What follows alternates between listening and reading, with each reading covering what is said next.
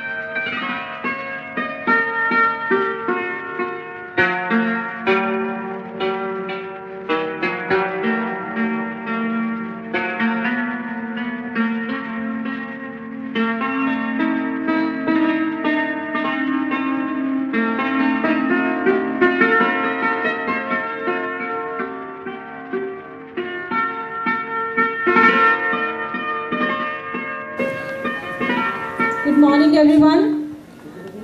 Kindly मैं request करूंगी सभी खड़े हो जाएं क्योंकि हमारे आज के चीफ गेस्ट और हमारे जजेस जो हैं वो आ चुके हैं यहाँ पे। जोरदार तालियों से उनका स्वागत करें।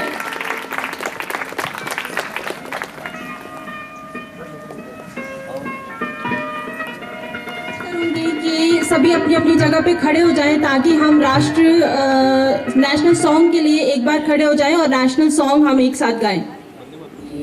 मातरम वंदे मातरम सुजला Suphala मलयज Sheetla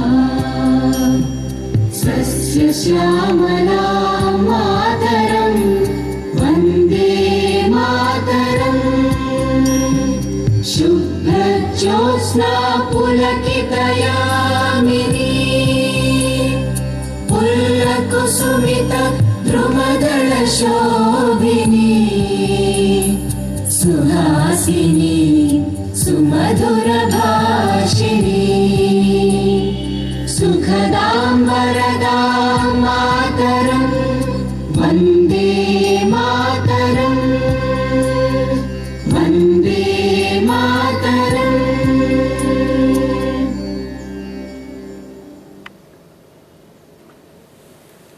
thank you so much. एक पल खूबसूरत से एक पल का किस्सा बन जाता है, खूबसूरत से एक पल का किस्सा बन जाता है, जाने कब कौन जिंदगी का हिस्सा बन जाता है।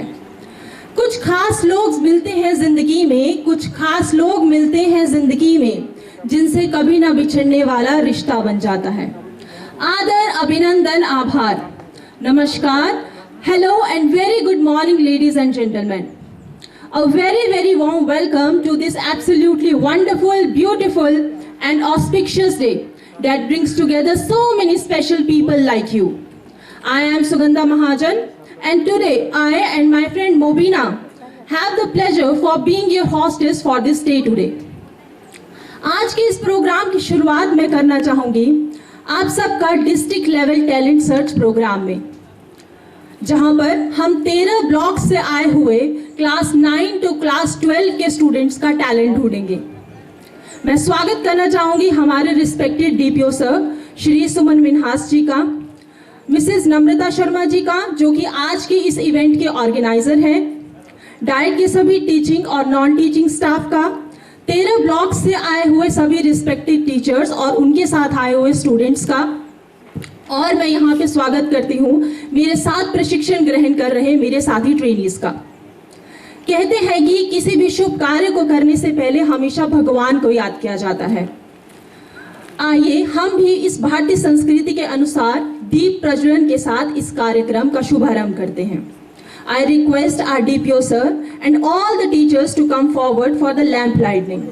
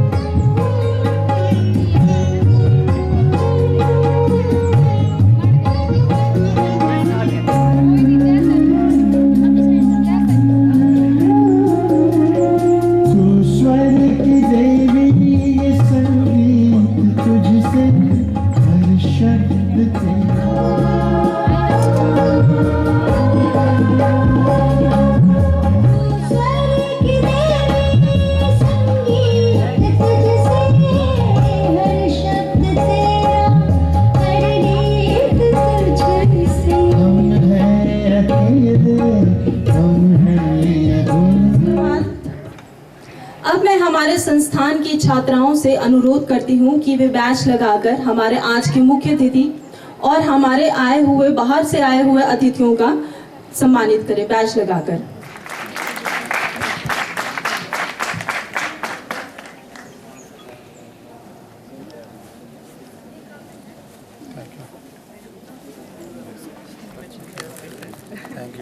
खुद बनाया बच्चे।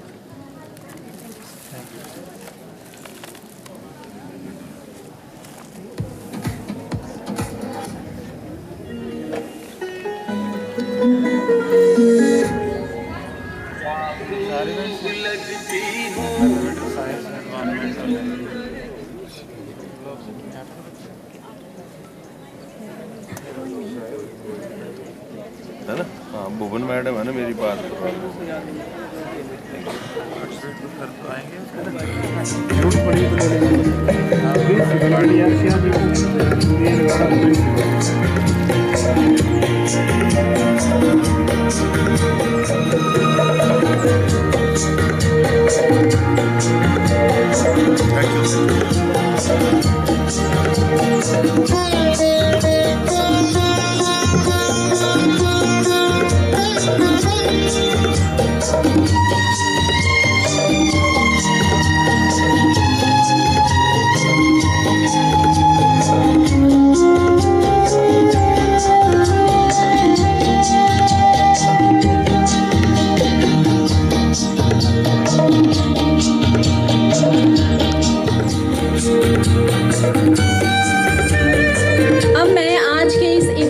ऑर्गेनाइजर श्रीमती नम्रता जी से रिक्वेस्ट करती हूं कि वे आगे आएं और सभी अतिथियों का स्वागत करें।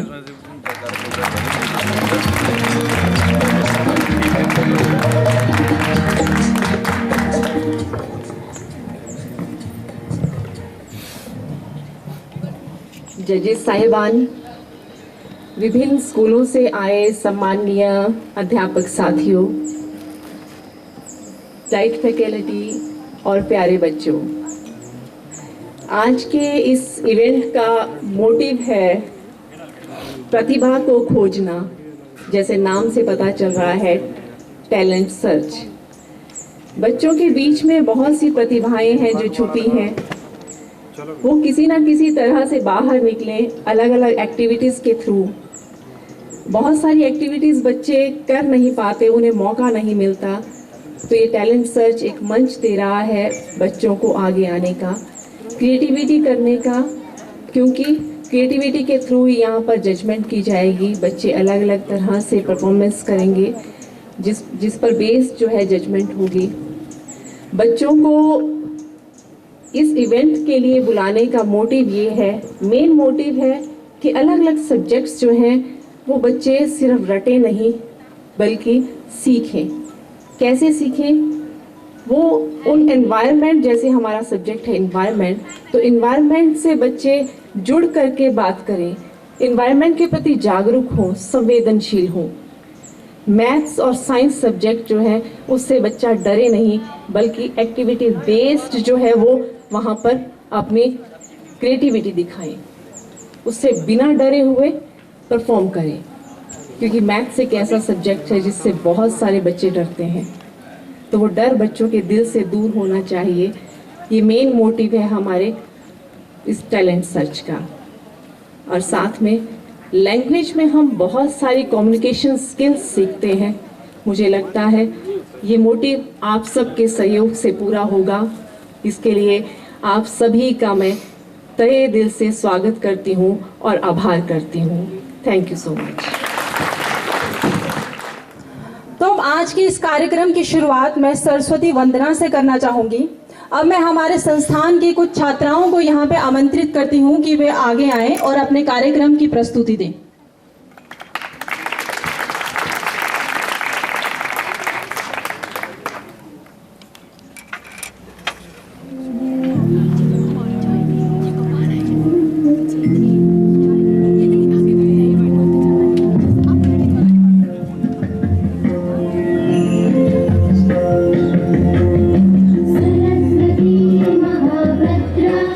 महामाया वरप्रदा श्रीप्रदा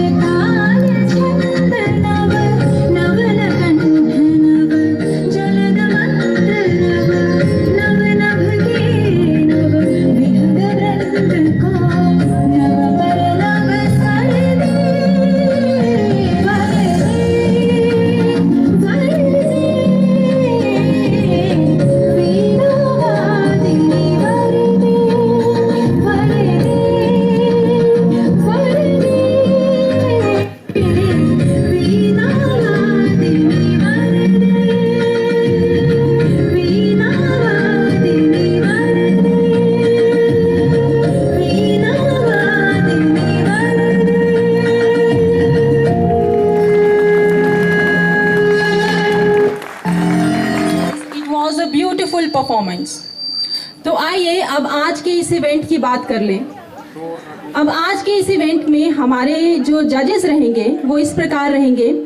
साइंस सब्जेक्ट में सबसे पहले जज रहेंगे श्री अभिमन्यु ठाकुर और उनके साथ रहेंगी श्रीमती नीतू भाटिया, जो कि ग्राउंड फ्लोर, और ये सब्जेक्ट जो है वो ग्राउंड फ्लोर पे कंडक्ट करवाया जाएगा। आई थिंक आपको पहले ये चीज़ जो है बता दी गई है और आपने अपने मॉडल्स भी वहाँ जाके रख दिए। मैथमेटिक्स सब्जेक्ट रहेगा फर्स्ट फ्लोर पे और इसके जजेस रहेंगे श्री संजीव महाजन जी, और जो इसके साथ दूसरे जज हैं उनका नाम भी श्री संजीव जी ही है। एनवायरनमेंट सब्जेक्ट रहेगा सेकंड फ्लोर पे कंडक्ट होगा और इसके जजेस रहेंगे Shri Ramesh ji and Shri Ramkishan ji. Language subject हम बाहर ही यहाँ पे कंडक्ट करवाएंगे। इसके जो जजेस रहेंगे वो रहेंगे श्री ओंकार वर्मा जी, डॉक्टर कविता बिजलवान और श्री यज्ञदत्त अवस्थी जी। अब मैं पार्टिसिपेंट्स और सारे जजेस से रिक्वेस्ट करूंगी कि वो अलॉटेड जो रूम्स है वहाँ पे जाएं और आगे का प्रोसीजर जो है वो स्टार्ट करें, बट उससे पहले रिफ्रेशमेंट जो है वो लेकर जाएं अपनी। एक बार रिफ्रेशमेंट ले लें। कितनी जल्दी फास्ट कर।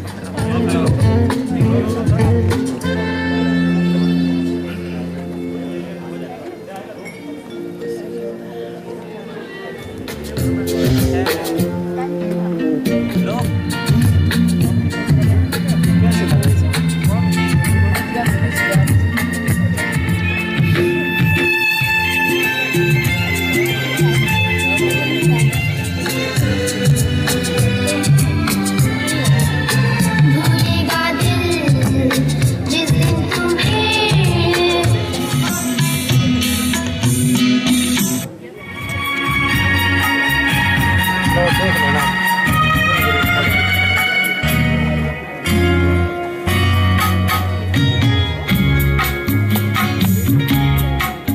अलॉटेड रूम्स में जाएं, जजेस भी और स्टूडेंट्स भी, और जैसे ही वहाँ पे काम इकट्ठे होंगे बाकी का आगे के प्रोग्राम के लिए।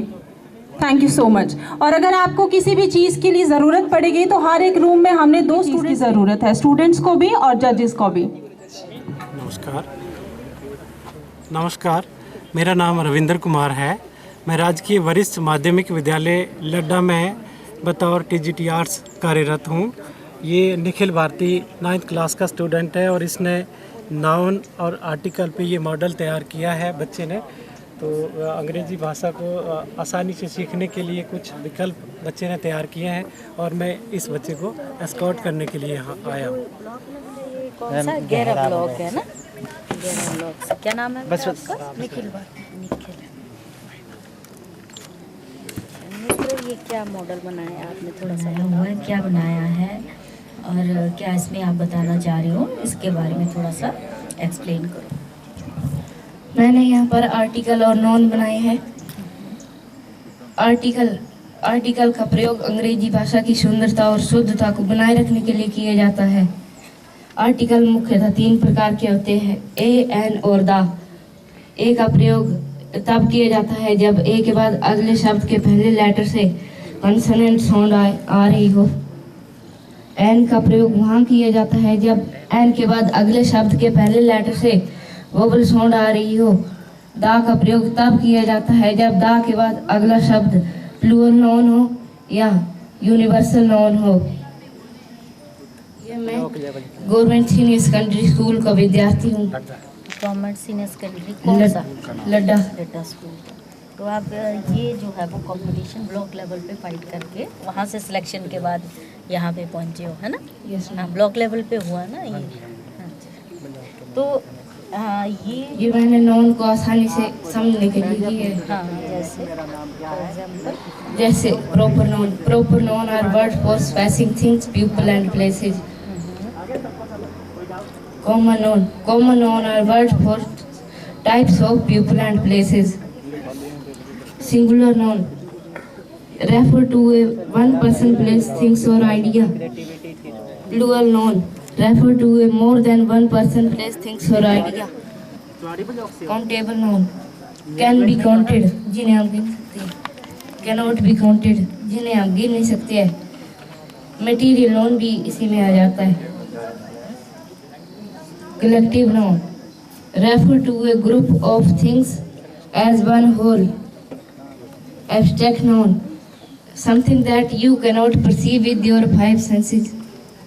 Concrete noun, something that you can perceive with your five senses. Compound noun, made up of two or more smaller words, जैसे स्कूल टीचर, स्कूल और टीचर से मिलकर बना। टेक्स्ट और बुक, टेक्स्ट बुक से मिल। क्या नाम है? अपना नाम और स्कूल का नाम बता दीजिए। मेरा नाम अविंद्या है, मैं गवर्नमेंट हाई स्कूल साम की स्टूडेंट हूँ और ग्रोन अप लोग। Yes ma'am. 10th। भाषा से क्या समझते हो आप? क्या है भाषा? ये यहाँ पे आप जो है वो भाषा के बारे में इस कंपटीशन में पार्टिसिपेट करने आए। भाषा होती क्या है? भाषा जिसका उपयोग हम बोलने में करते हैं, किसी को समझाने में करते हैं। अलग अलग प्रकार की भाषा होती है। हम किसी भी भाषा का उपयोग कर सकते हैं, जो कि हमारा मातृभाषा हिंदी है। तो हम किसी को भी कुछ कहना चाहते हैं तो भाषा का ही उपयोग करते हैं।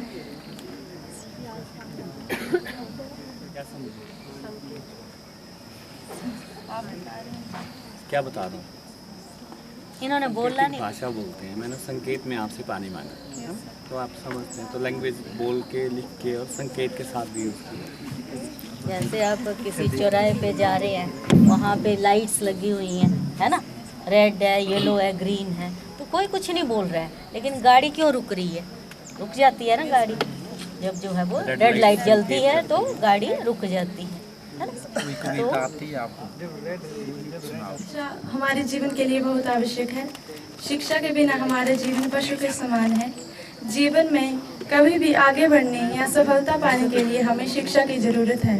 यह न केवल हमें आगे बढ़ने के लिए एक मंच प्रदान करती है, बल्कि सामाजिक आचरण, शक्ति, चरित्र व आत्मसम्मान भी देती है।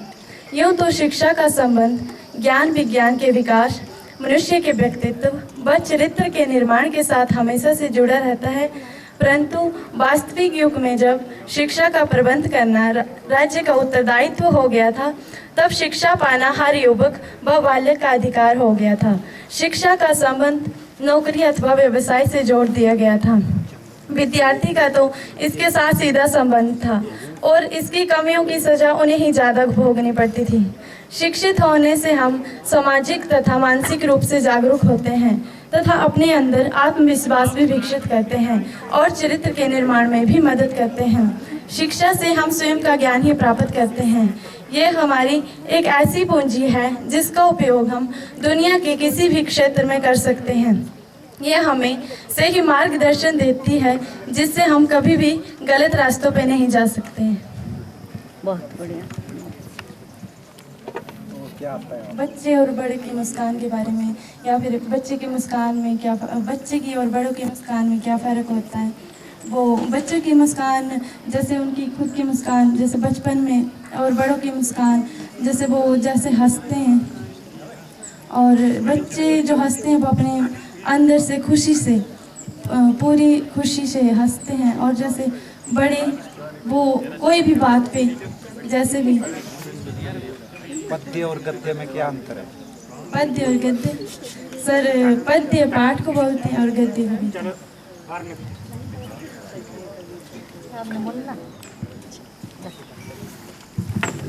Good morning ma'am. इंट्रोडक्शन बता दो। My name is Vanshika Sharma. I reading GHS slow and block चौड़ी। स्लो। क्या बताना चाहते हैं आप भाषा के बारे में? मैम, भाषा जो वो हमारे विचारों द्वारा लिख कर या बोलकर एक दूसरे को प्रकट की जाती है। ये मुख्य दो रूप से होती है, एक लिखित और मौखिक। जो व्यक्ति बोल नहीं सकता उसे हम लिखकर भी भाषा के रूपों को बता सकते हैं। अगर जो लिखना नहीं चाहता या लिख नहीं पाता है, उसे हम मौखिक रूप से भी बता सकते हैं। अब मान लीजिए कि कोई व्यक्ति ऐसा है जो पढ़ना लिखना नहीं जानता, ना ही वो बोल सकता है ना ही सुन सकता है, तो ऐसी स्थिति में हम अपनी बात उस तक कैसे पहुंचाएंगे? मैम, हम किसी न किसी प्रकार से उसे इशारों से समझाएंगे। हाँ, तो आपने कहा ना कि दो रूप है मुख्य रूप से, तो इसका क्या अर्थ हुआ कि भाषा के कितने रूप मान सकते हैं? दो तो हो गया ना, एक बोल करके और एक लिख करके, है ना। फिर उसके बाद आपने बोला इशारों के साथ, तो यानी तीसरा भी एक रूप है। मुख्य रूप से दो है, लेकिन तीसरा भी एक रूप है जिसको सांकेतिक भाषा कहते हैं, मतलब संकेतों के माध्यम से। अभी भी बात हुई ना, सर ने भी इसके बारे में बात की है। सपोज करो कि मुझे दिखाई नहीं दे रहा, तो आप इशारे कैसे करेंगे, मुझे कैसे समझाएंगे? मैं अंधा हूँ, ठीक है, मेरी आइज़ नहीं है, तो आप अपनी भाषा को मेरी तरह या कोई आप मैसेज देना चाहेंगे, मुझे कैसे पहुँचाएंगे? आप देख नहीं सकते हो तो हम उसे एक प्रकार से ऐसे इशारे करेंगे कि वो समझ भी सके। और मुझे दिखता ही नहीं बच्चा, मुझे दिखता नहीं, तो इशारे मैं कैसे देखूंगा? बोल कर, हाँ बोल के, बिल्कुल बिल्कुल। कंफ्यूज नहीं होना है। कंफ्यूज नहीं होना है, हम पूछ जो भी रहे आप बोल रहे हैं, मकसद ही हमारा यही है कि आप सही ढंग से अपने बात का उत्तर बोल दे के भी पाएं। कर सकते हैं, या फिर आप छू भी सकते हैं। मेरा हाथ लेके जाएंगे आप, उस चीज़ को आप टच करवाएंगे, है ना, तो उसको मैं छू के भी देख सकता हूँ कि क्या चीज़ है। डरना नहीं है। इसका मतलब हुआ 3 प्रकार, मौखिक, लिखित और सांकेतिक। अच्छा, अब क्या तैयार करके आए हैं आप? एक कविता। हाँ बताओ, सुनाओ। हम बच्चे हंसते गाते हैं, हम आगे बढ़ते जाते हैं, पथ पर बिखरे कंकड़ कांटे हम चुन चुन दूर हटाते हैं। कितनी भी बाधाएं आए हम कभी नहीं घबराते हैं। सारी दुनिया को हम खुशी बांटते, हम अपने सपनों को सजाते हैं। सारे जग में सबसे अच्छे हम भारतीय कहलाते हैं। क्या नाम कविता का? हम बच्चे। कवि अपना नाम ले दे। आप प्रसंग क्या होता है? कौन सी कक्षा है आपकी? 10th। प्रसंग क्या होता है? प्रसंग जैसे किसे कहते हैं प्रसंग? अगर कोई कविता किसी कवि ने लिखी, जैसे शिव प्रसाद ने कोई कविता लिखी है, अगर हम उसे प्रसंग के रूप में लिखना चाहेंगे तो हम पहले बताएंगे कि ये इस पुस्तक से लिया गया है और इसके कवि शिव प्रसाद है और इसके बारे में क्या क्या बताया गया है। तो क्या मतलब हुआ इसका? क्या अर्थ हुआ प्रसंग का? प्रसंग का अर्थ हुआ कि हमारी पाठ्य पुस्तक, जैसे किसी भी बुक, शेमुसी ले लो, हमारी पाठ्य पुस्तक शेमुसी से लिया गया। प्रथम पाठ शिव प्रसाद की सहायता से लिया गया। इसके बारे में बताया गया है कि बच्चे कैसे हैं। पर्यायवाची का क्या अर्थ होता है? पर्यायवाची का अर्थ होता है एक शब्द के अनेक रूप। नमस्कार मैम, मेरा नाम अंकिता शर्मा है और मेरे विद्यालय का नाम राजकीय वरिष्ठ माध्यमिक पाठशाला पुलन है। तो आज आपको राजमा के बारे में बताऊंगी। मैम, ये जो हमारा राजमा है ये हमारा लोकल है, इसलिए मुझे लगा कि इसको बताना मतलब मेरे लिए अच्छा होगा, इसलिए मैं आपको ये बताना चाहती हूँ। पहली बात, मैं आपको जिस अवगत के बारे में आज बताने जा रही हूँ वह है राजमा। जैसे कि मैम नाम से हमें पता चला है कि अवश्य ये जो खाद्य पदार्थ है विशेष तत्वों से भरपूर होगा। और इसमें मैम खास बात ये होती है कि इसमें बहुत ही ज़्यादा फाइबर पाए जाते हैं। जैसे हमारे प्रदेश के जिला चंबा में हम विभिन्न प्रकार के राजमा उगाते हैं। मैम, जैसे ये मैं आपके सामने 3 प्रकार के राजमा लेके आई हूँ सर। मैम, जैसे ये चित्रा राजमा हो गया, ये लाल राजमा हो गया और ये जैसे मैम कैल्शियम हो गया, मैग्नीशियम हो गया, पोटाशियम हो गया, ऑर्गन हो गया, ये सभी जो है वो इसमें पाए जाते हैं, इसलिए हमें इसका जो है सेवन जरूर करना चाहिए। और जैसे कि मैम हम देखते हैं कि दुनिया भर में राजमा को बेहद ही ज़्यादा पसंद किया जाता है। मैम, जैसे मैं भी करती हूँ, शायद आप भी करते होंगे। तो जैसे हम देखते हैं कि इसका जो आकार है वो किडनी की तरह दिखाई देता है। देखिए मैम, जैसे ये किडनी की तरह दिखाई दे रही है, इसलिए मैम हम इसे किडनी बीन्स बोलते हैं इंग्लिश में। और इसका उत्पादन उष्णकटिबंधीय क्षेत्र में, जैसे यूरोप हो गया, अमेरिका हो गया, अफ्रीका हो गया, ऐसे क्षेत्रों में किया जाता है। और भारत में भी इसका अत्यधिक उत्पादन जो हम करते हैं। वैसे तो इसकी मेन बात ये है कि हम इसे खरीफ और रबी दोनों ऋतु में बो सकते हैं। वैसे तो हमारे हिमाचल में इसे हम यहाँ पहाड़ी क्षेत्र में खरीफ ऋतु में बोते हैं और हम मैक्सिमम इसे अप्रैल तक बोएंगे और अक्टूबर तक ये जो फसल है वो तैयार हो जाएगी। और जो मैदानी क्षेत्र होते हैं वहाँ भी इसका उत्पादन जो है वो रबी ऋतु में किया जाता है और इसे वो रबी ऋतु में उगाते हैं। और मैम इसकी खास बात ये है कि इसमें बहुत अधिक मात्रा में प्रोटीन पाया जाता है। अगर जैसे हमें से कोई ऐसा हो जो शाकाहारी हो तो उन्हें जो राजमा का जो सेवन है वो जरूर करना चाहिए, क्योंकि ये प्रोटीन का एक स्रोत होता है। जैसे कि मैं आपको भी बता चुकी हूँ कि इसमें विभिन्न प्रकार के फाइबर पाए जाते हैं। तो इसमें जो फाइबर मैग्नीशियम मैंने आपको बताया, ये जो मैग्नीशियम होता है जो हमारी सर दर्द होती है उसको भी दूर करता है। और इसकी खास बात ये भी है कि जब हम इसे खाते हैं ना तो हमें काफ़ी लंबे समय तक भूख नहीं लगेगी, जिससे कि हम अपने वेट को कंट्रोल में कर सकते हैं। और वैसे तो इंडिया में जैसे हम 15 प्रकार के राजमा उगाते हैं, लेकिन मैं आपके सामने जो 3 ही प्रकार के लेकर के आई। जैसे ये मैंने आपको बताया चित्रा राजमा, इसकी उत्पत्ति जो है वो हिंदी भाषा के शब्द चित्ते से हुई है। और इसकी मैम खास बात ये है कि इसमें प्रोटीन और विटामिन हमें दोनों ही मिलेंगे।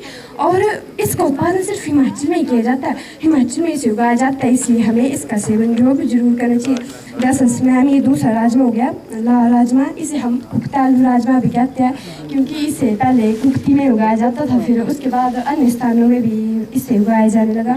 इसकी खास बात ये है कि मैम जब ये प्रॉपर तरीके से नहीं पकेगा तो इसकी जो फली होती है मैम इतनी होती है, आपने देखी होगी शायद हरे रंग की, तो हम इसे काट कर जो है वो सब्जी के रूप में प्रयोग कर सकते हो।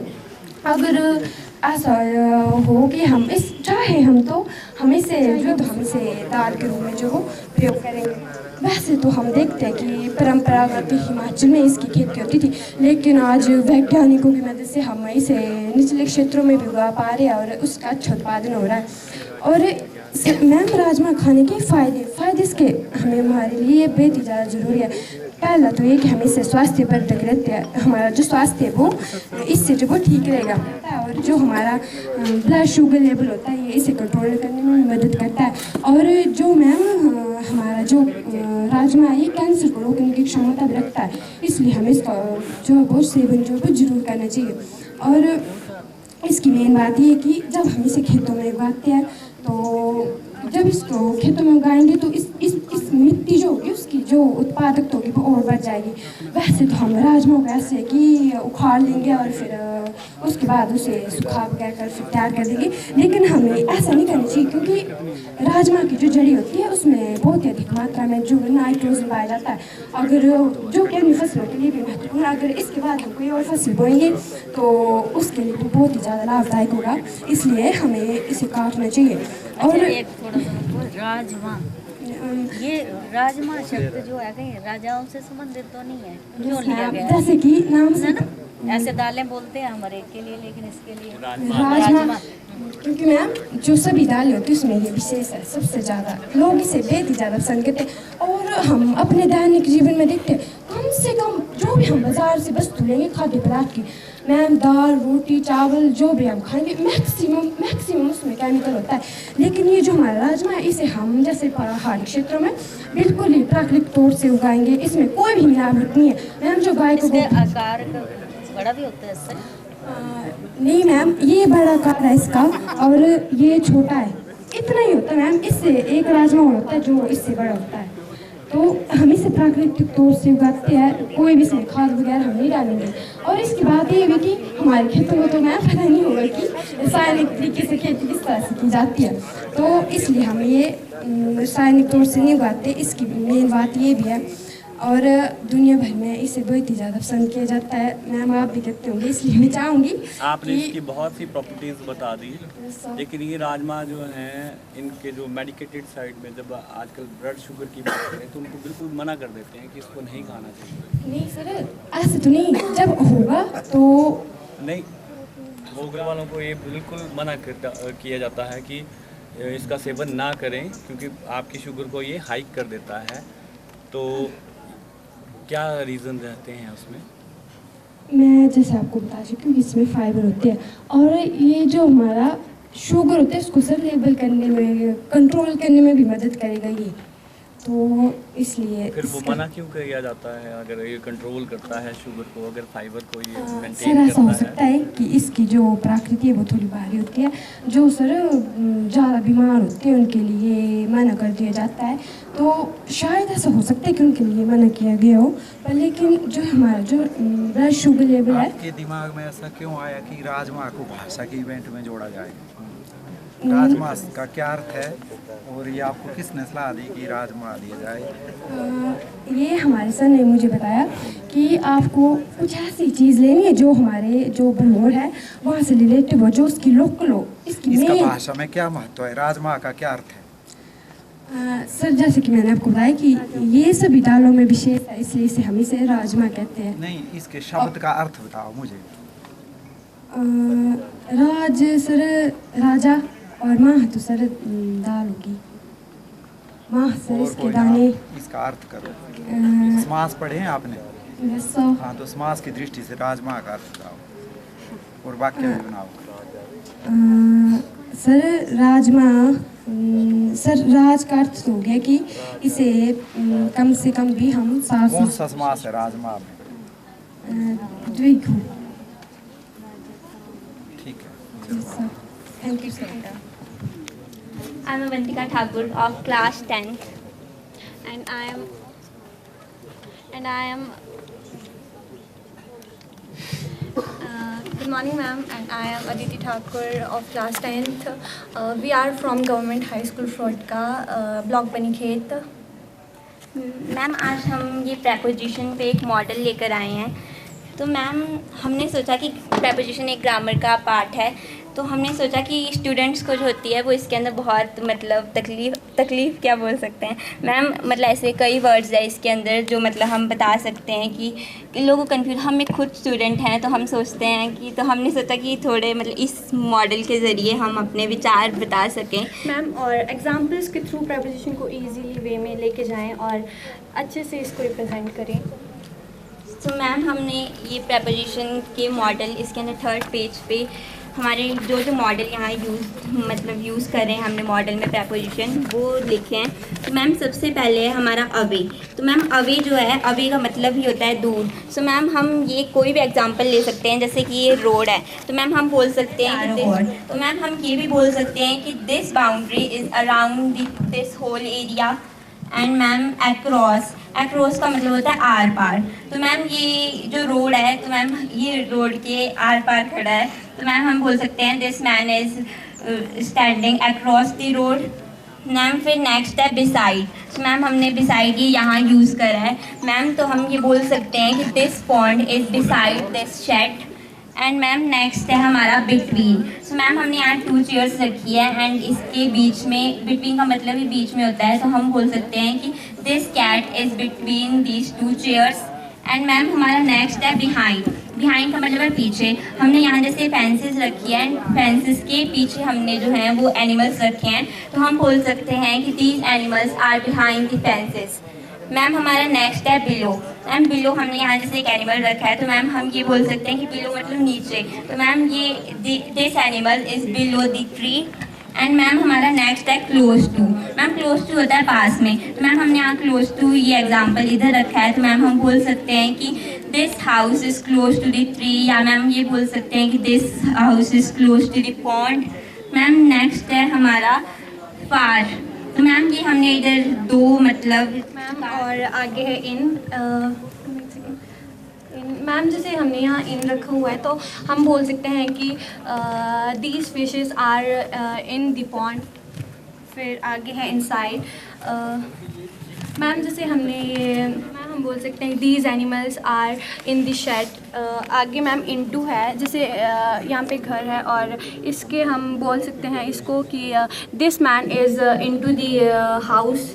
आगे मैम आउटसाइड है, आउटसाइड। मैम जैसे आउटसाइड ये है तो हम बोल सकते हैं कि this man is outside the whole area of this house and everyone this. And आगे ऑन है मैम, ऑन हम बोल सकते हैं कि this monkey is on the tree, ऐसे करके। और आगे ऑपोजिट है मैम, और जैसे बोल सकते हैं कि these animals are opposite to each other. फिर आगे नियर है मैम, तो हम बोल सकते हैं कि this giraffe is near this tree and this giraffe is near the pond. फिर आगे मैम अंडर है, हम बोल सकते हैं कि दिस पकड़ वाला है आउट एंड अप। एंड हम बोल सकते हैं कि this man is going out from this house. और मैम अप है, हम बोल सकते हैं कि this man is going up towards the stairs. on the roof of this high school. तो ये जो आपने प्रपोजिशन ली, क्या आपको लगता था कि आपको कोई डिफ़िकल्टी नहीं आती है जब आपको कोई भी टीचर, आपके मैम या सर पढ़ाते हैं तो? या क्यों लिया आपने ये? बेसिकली बहुत अच्छा आपने इसको एक्सप्लेन किया, बट लेने का, इस टॉपिक को लेने का क्या आपका उद्देश्य रहा? मैम हमने सोचा कि मैम इसके कई वर्ड्स हैं, जैसे मैम कई लोगों को कन्फ्यूज़न होती है कि मैम आउट क्या चीज़ है, अब क्या है। मैम कईयों को मतलब इसमें ही कन्फ्यूज़न है, इसकी मतलब हिंदी में कि ऊपर जा रहे हैं नीचे जा रहे हैं। मैम मतलब हमारी क्लास में हमने बच्चों को देखा तो मैम बच्चे जो होते हैं वो कन्फ्यूज़ होते हैं, तो हमने सोचा कि शायद और भी होते होंगे, तो हमने मैम कोशिश करी इसको मतलब एग्जाम्पल के थ्रू बताने की। आप किस भाषा को समृद्ध करना चाहते हैं इसके द्वारा? Sir English. इंग्लिश का पता नहीं लगता बच्चों को, तब आपने सोचा कि मैं ऐसा These things in class. I have a chair, a table, and myself. How can I teach proposition in? Sir आपके पास एक चेयर है, एक टेबल है, सो सर आप सबसे पहले तो कोई बच्चा हो आपके पास, सर आप बता सकते हैं आप टेबल के नीचे कुछ चीज़ रखी, तो हम बोल सकते हैं कि मतलब जो चीज़ मान लो बॉल ही रखा है, तो सर आप बोल सकते हो कि the ball is under the table, या फिर बॉल को हम ऊपर रखें। I have only 3 things: myself, a chair, and a table. Sir आप खुद मतलब टेबल के नीचे से under, why not? Why not? Table के ऊपर या चेयर के ऊपर, तो ऑन दी टेबल या चेयर। सर जैसे आप चेयर पे बैठते हो तो यो मतलब आप जैसे चेयर पे बैठे हो वैसे कंफ्यूज करके। मत हो जाओ, आराम से बोलो, मैं समझ रहा हूँ, मेरी बात ये मैं इतना ताम झाम लेके नहीं जा रहा क्लास में, मैं कैरी करके नहीं जा रहा हूँ ना, मैं सिर्फ बच्चों को कंसेप्ट क्लियर करने की कोशिश कर रहा हूँ। मेरे पास एक टेबल है, एक चेयर है और मैं हूँ। मुझे बच्चों को पढ़ाना है under the table, on the table, between the table, near the table, far, तो कैसे पढ़ाऊँगा? सिंपल। सर जैसे आप हमें तो फार ही ले लेते हैं, सर आप टेबल या चेयर से दूर जाके खड़े हो जाए, तो सर आप बोल सकते हैं I am far from the table या चेयर। जैसे सर आप हो सकते हैं सर जैसे कि नियर कर लेते हैं, सर आप उसके पास खड़े हो तो आप बोल सकते हैं नियर दी टेबल, या फिर साथ में हो तो बिसाइड भी बोल सकते हैं। और सर जैसे कि बिहाइंड ले लेते हैं, सर आप पीछे चेयर के खड़े हो जाए, टेबल के खड़े हो जाए, सर हम बोल सकते हैं कि बिहाइंड दी टेबल या चेयर। तो ये जितना भी आपने वर्ड्स यूज़ किए हैं वो सारे मैं 2-3 चीज़ों के साथ जो है वो मिक्स करके पढ़ा। Yes sir. ये तो हमारे बच्चों के लिए भी हाँ, और ये ज़्यादा बहुत एक्चुअली जो आपने टॉपिक लिया है ये तो टीचिंग मेथडोलॉजी को भी रिप्रेजेंट कर रहा है लैंग्वेज के साथ साथ, है ना। अब इनमें मेरे को थोड़ा सा बस ये बताएंगे बच्चे किस में ज़्यादा कंफ्यूज होते हैं, क्या आपको लगता है, क्योंकि आप भी स्टूडेंट है ना, इनमें से आपने बहुत सारे बताए, लेकिन कॉमनली मैंने देखा है जो मैम ऑन इन में बहुत कंफ्यूजन रहती है काफ़ी बच्चों को। मैम जैसे कि मैम और हो सकता है कि इनसाइड इनटू मैम और बिसाइड और नियर मैम ये भी हो सकता है। गुड मॉर्निंग मैम, मेरा नाम मैम कीर्ति है और मैम हम लोग गवर्नमेंट हाई स्कूल हिमरी कोठी के स्टूडेंट हैं। और मैम हमारा जो टॉपिक है वो भारत के त्योहारों के बारे में। ये प्रमुख त्योहार है जैसे हिमगिरी कोठी हॉस्टल के तो नहीं है आप बच्चे? अच्छा इसी साल अच्छा मेरे को बताएं। मैम हमारा जो ये टॉपिक है ये भारत के प्रमुख त्योहारों के बारे में है, जैसे कि दशहरा हो गया, दिवाली, लोहड़ी और होली हो गया। जो मतलब दशहरा के हम जानते हैं कि जो राम भगवान जी थे उन्होंने रावण का इस दिन, लंकापति रावण का इस दिन वध किया था, और इसी की खुशी में ये त्यौहार हम मनाना शुरू करते हैं। मैम दिवाली मैम इसी दिन श्री राम अयोध्या लौटे थे। उनके ही स्वागत में हम दिए जलाए थे। इसी पर्व को बहुत खुशी से मनाया जाता है। इस कारण इसको मनाया जाता है। मैम जैसे कि होली होगी, ये एक रंगों का त्यौहार है, इसे सभी खुशी खुशी मनाते हैं। जो होली इस दिन होलिका का अंत हुआ था। जो प्रहलाद थे वो भगवान विष्णु के बहुत बड़े भक्त थे, परंतु जो प्रहलाद के पिता थे हिरण्यकश्यप, वो चाहते थे कि मेरा पुत्र सिर्फ और सिर्फ मतलब मेरी आरती, मेरी पूजा करे, परंतु जो प्रहलाद थे उन्होंने इस बात को मानने से साफ इनकार कर दिया। और जब बात ये होलिका को पता चली, प्रहलाद की बुआ जो होलिका थी, तो होलिका ने सोचा कि मुझे तो वरदान मिला है, मैं आग के कारण नहीं जलूंगी, तो जो प्रहलाद है वो तो आग के कारण जल जाएंगे। तो होलिका ने क्या किया, उन्होंने आग जलाई और प्रहलाद को अपनी गोद में उठाया और वो उस आग के अंदर जाके बैठ गए। तो उस वक्त जो प्रहलाद थे उन्होंने भगवान विष्णु का स्मरण किया और वो तो बच गए, परंतु जो है होलिका वो जल गई। और होलिका के अंत के मतलब बुराई पर, यहाँ पे भी बुराई पर अच्छाई की जीत हुई। तो इसी के लिए ये पर्व मनाया जाता है। मैम लोहड़ी सती के त्याग के रूप में मनाई जाती है। जो प्रजापति दक्ष थे उनके यज्ञ कर रहे होते हैं और सती आती है और मैम उनके यज्ञ में मतलब मनाया जाता है कि उनकी याद में मनाया जाता है।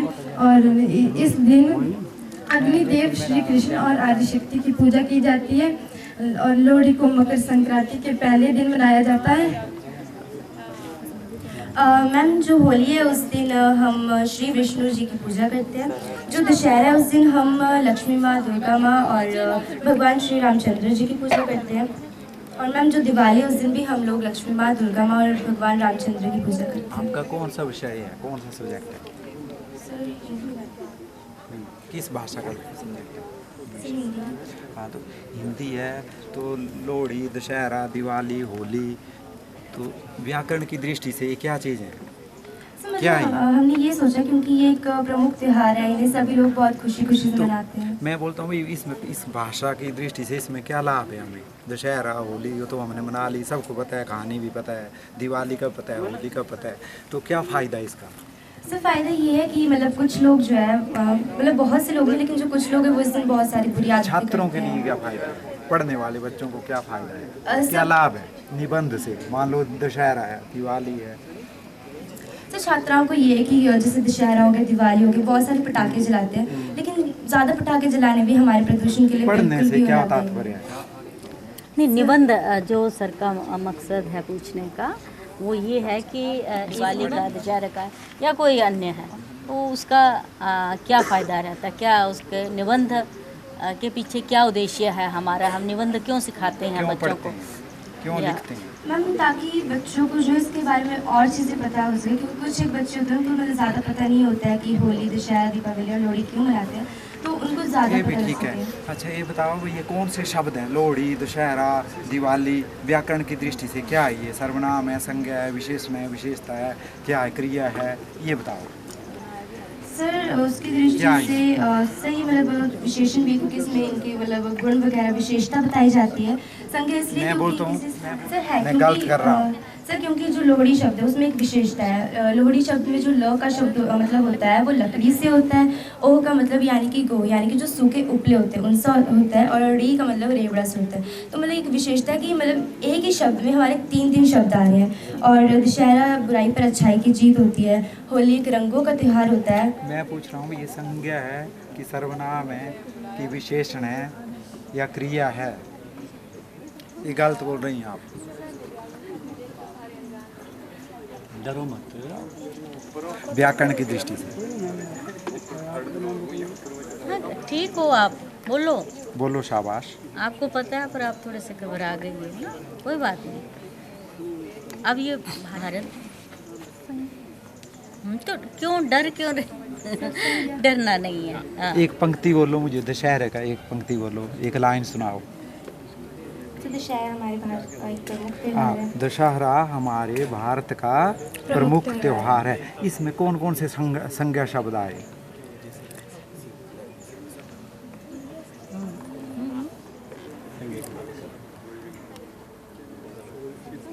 सर एक त्योहार और सर एक भारत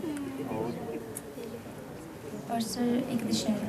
और फिर ये क्या चीज़ है? दिवाली, लोहड़ी, होली, ये कैसे शब्द हैं?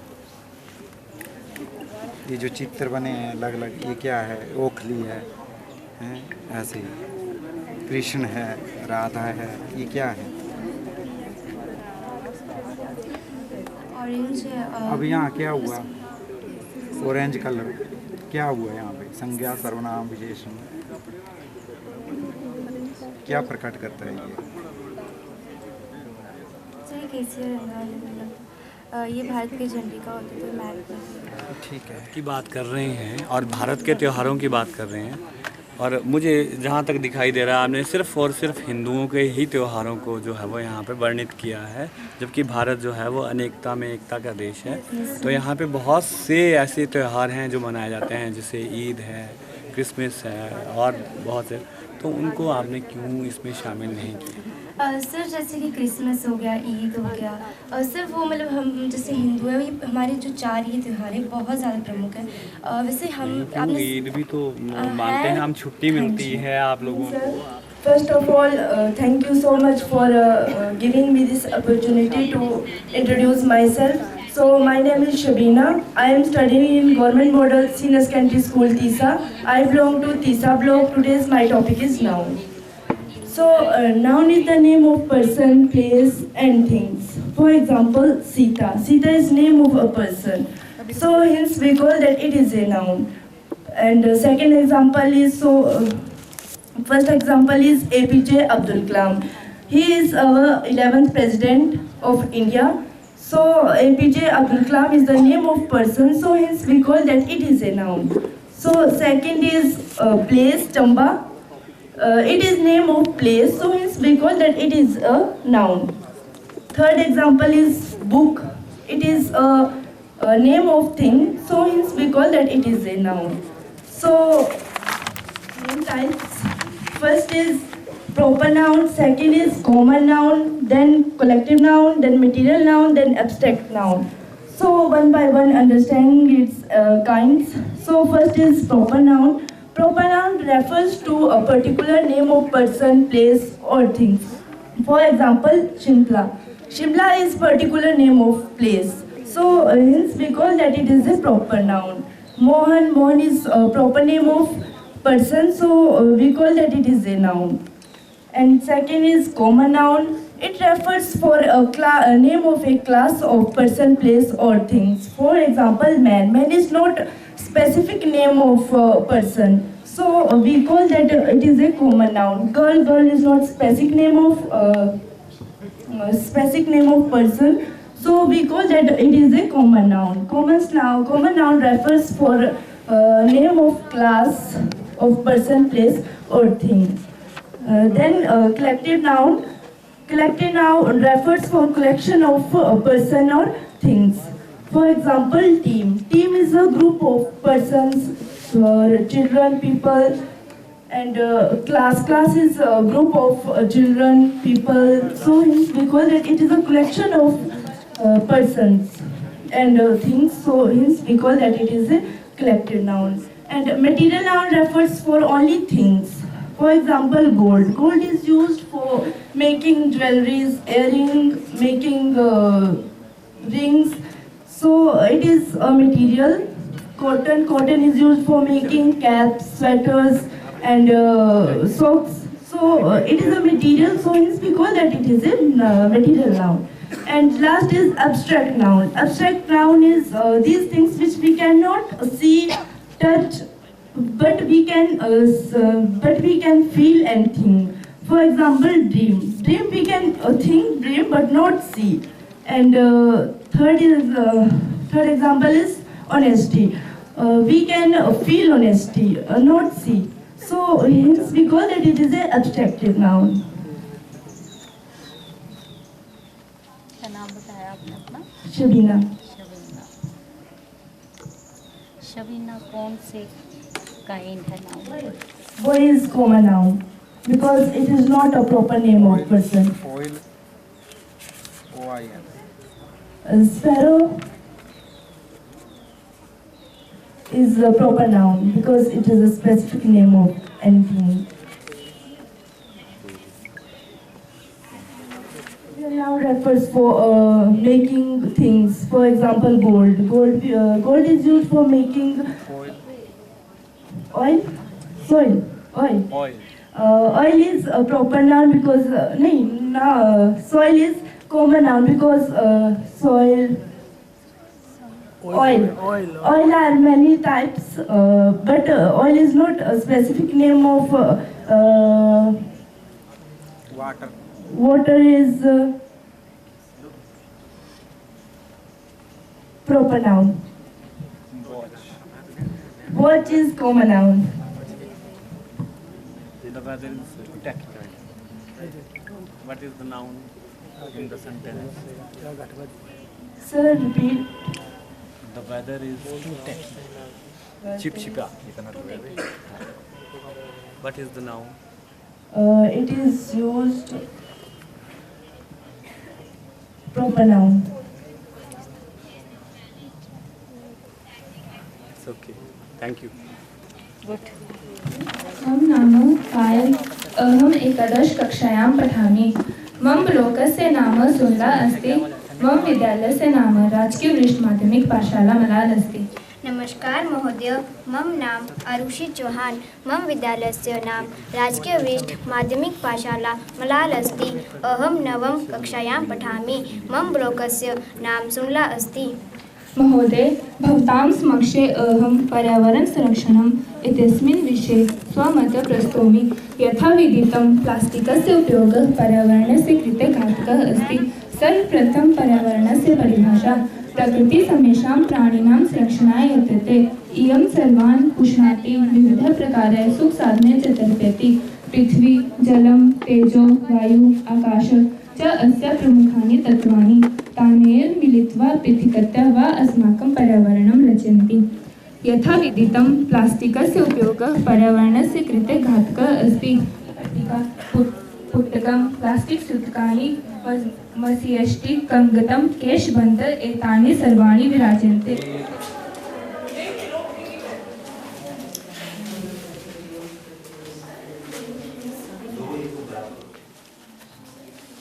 Sir my name is Pammi और ये सर हमारा क्वार्टर शेप संदेरिया। सर ये जो हमारा ये जिससे सर ये काइट है ना, काइट का सर फॉर्मूला और सर ये सर ये काइट का ये फॉर्मूला और सर ये इसकी शेप और सर ये पैरेललोग्राम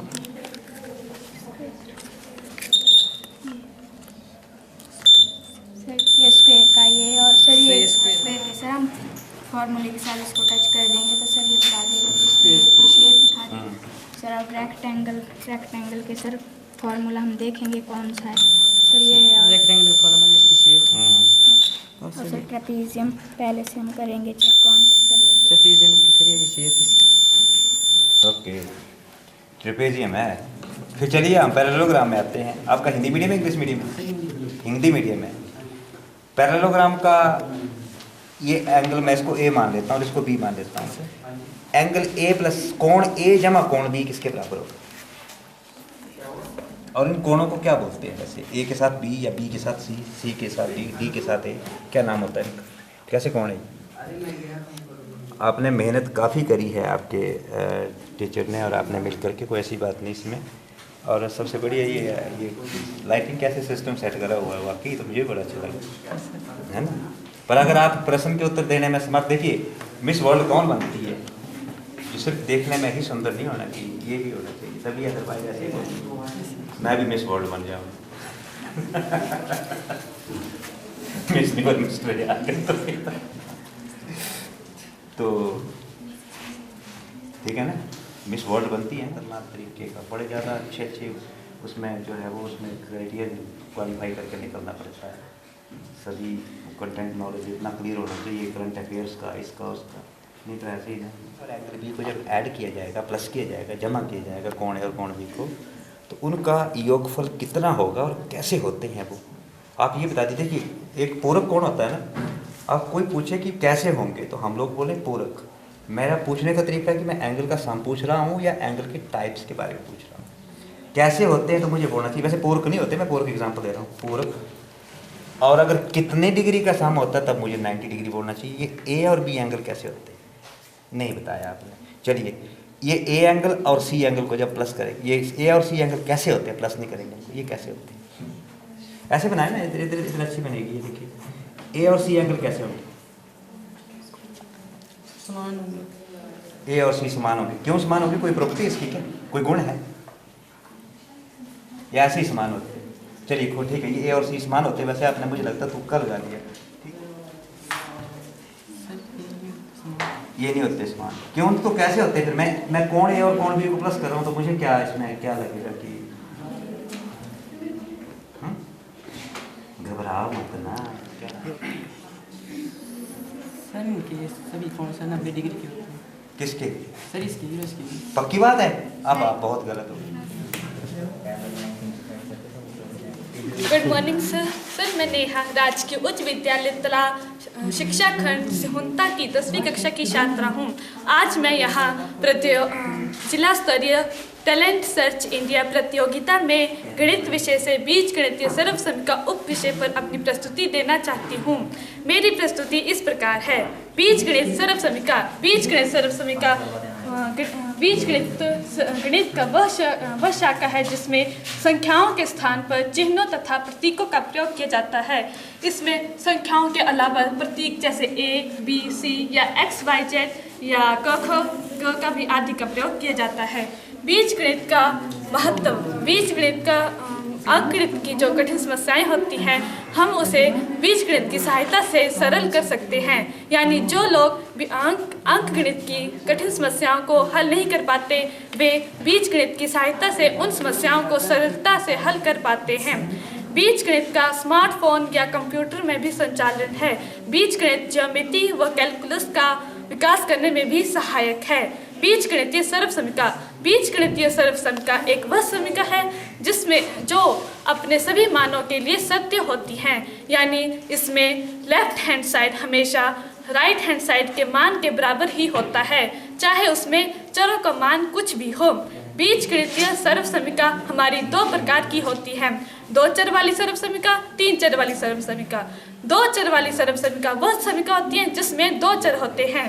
पहली हमारी 2 चर वाली सर्वसमिका है a + b का होल स्क्वायर। इसे हम 2 चर वाली सर्वसमिका कहते हैं क्योंकि इसमें 2 चर हैं a और b। लेफ्ट हैंड साइड भी इसमें 2 ही चर हैं और राइट हैंड साइड भी इसमें 2 ही चर है क्योंकि a, b बाकी कोई c या d चर नहीं है। a + b का अगली हमारी 2 चर वाली सर्वसमिका है a - b का होल स्क्वायर। a - b का होल स्क्वायर भी हमारी 2 चर वाली ही सर्वसमिका है क्योंकि इसमें भी 2 ही चर हैं a और b। यदि इसमें माइनस है लेकिन इसे भी हम 2 ही चर वाली सर्वसमिका में गिनते हैं क्योंकि इसमें 2 ही चर है a और b। a - b का होल स्क्वायर बराबर है a square plus b square minus 2ab। अगली हमारी 2 चर वाली सर्वसमिका है a + b का होल क्यूब। a + b का होल क्यूब भी हमारी 2 ही चर वाली सर्वसमिका में आती है क्योंकि इसमें 2 ही चर हैं। अगर यदि इसमें क्यूब है, स्क्वायर नहीं है, लेकिन फिर भी इसे हम 2 ही चर वाली सर्वसमिका कहते हैं क्योंकि इसमें 2 ही चर हैं a और b। a + b का होल क्यूब बराबर है a³ + b³ + 3a² b + 3ab²। अगली हमारी 2 चर वाली सर्वसमिका है। हो गया बेटा। कौन सी क्लास कौन सी आपकी? 10th है। चर क्या होता है? सर जो हमारे संख्या को छोड़कर जैसे प्रतीक होते a, b, c या x, y, z। मैंने p लिखा और 2p + 3 क्यों लिखा? तो वहाँ पर कितने चर है? 2। कौन p और q। p और q चर है। चर होता क्या है? डेफिनेशन क्या है? परिभाषा क्या है? सर चर हमारा जो प्रतीक है, जो हमारे प्रतीक जैसे संख्या। प्रतीक तो अलग सी बात होगी ना। विज्ञान में भी हम लोग प्रतीकों का ही इस्तेमाल करते हैं। तो अक्षर है, इंग्लिश अल्फ़ाबेट्स जो हैं वो चर होते हैं। बट चर की परिभाषा क्या होगी? चर की परिभाषा हम जैसे मान लीजिए कि मैंने लिखा 2x लिखा मैंने, इसमें क्या इसकी वैल्यू कितनी है? इसकी 2x की वैल्यू 2 है। पक्का? आपने बहुत अच्छा ये तैयार करा है। क्या 2x की वैल्यू सर्वदा 2 ही है या ये बदलेगी? बदल सकती है। कब बदल सकती है? सर ये एक सर्वसमिका होल बदल सकती है, जैसे a + b का होल के बराबर है। नहीं बच्चे, 2x जब x को चेंज करेंगे तो बदलेगी ना। ये जो है 2x की वैल्यू 1 2 3 कोई भी मान इसका अपना नहीं होता है। चरों का अपना कोई मान नहीं होता। ये परिस्थितियों के अनुसार बदलते रहते हैं। हम जैसे ही x को अलग सी वैल्यू देंगे इसका मान जो है वो बदल जाएगा। x अगर 0 है तो ये 0 हो जाएगा, 1 है तो ये 1 हो जाएगा, 2 हो जाएगा, 2 है तो 4 हो जाएगा, -2 है तो -4 हो जाएगा, -10 है तो -20 हो जाएगा। तो चर की जो है, चर जो होते हैं जो बदलते रहते हैं वो क्या होते हैं? चर। चलिए मैंने ये लिखा 2x + 3, इसमें चर कितना, चर क्या है और अचर क्या है?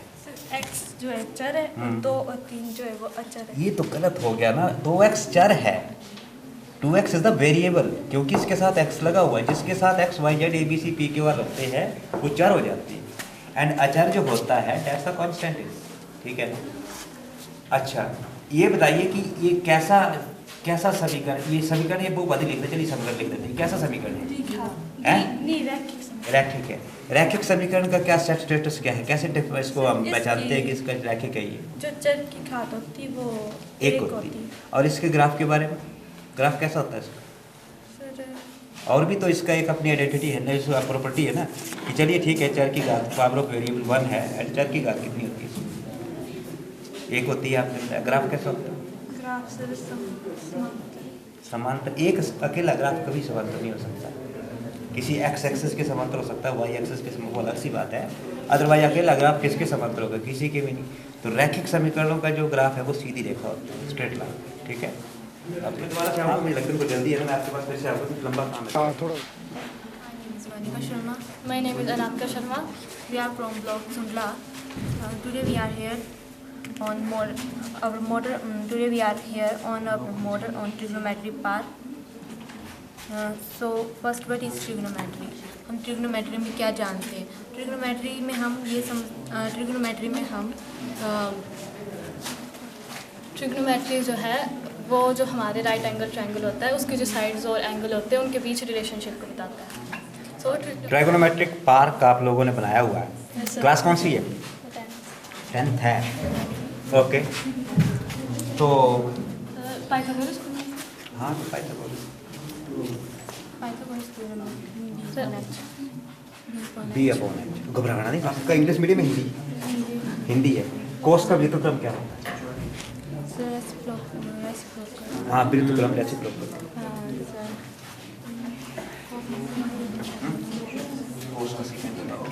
3 हो गए त्रिकोणमिति बारे में, अच्छी बात है। कक्षा 10वीं की छात्रा शिक्षा खंड खलेल और स्कूल GHS लेसविंग से आज आपके सामने त्रिकोणमिति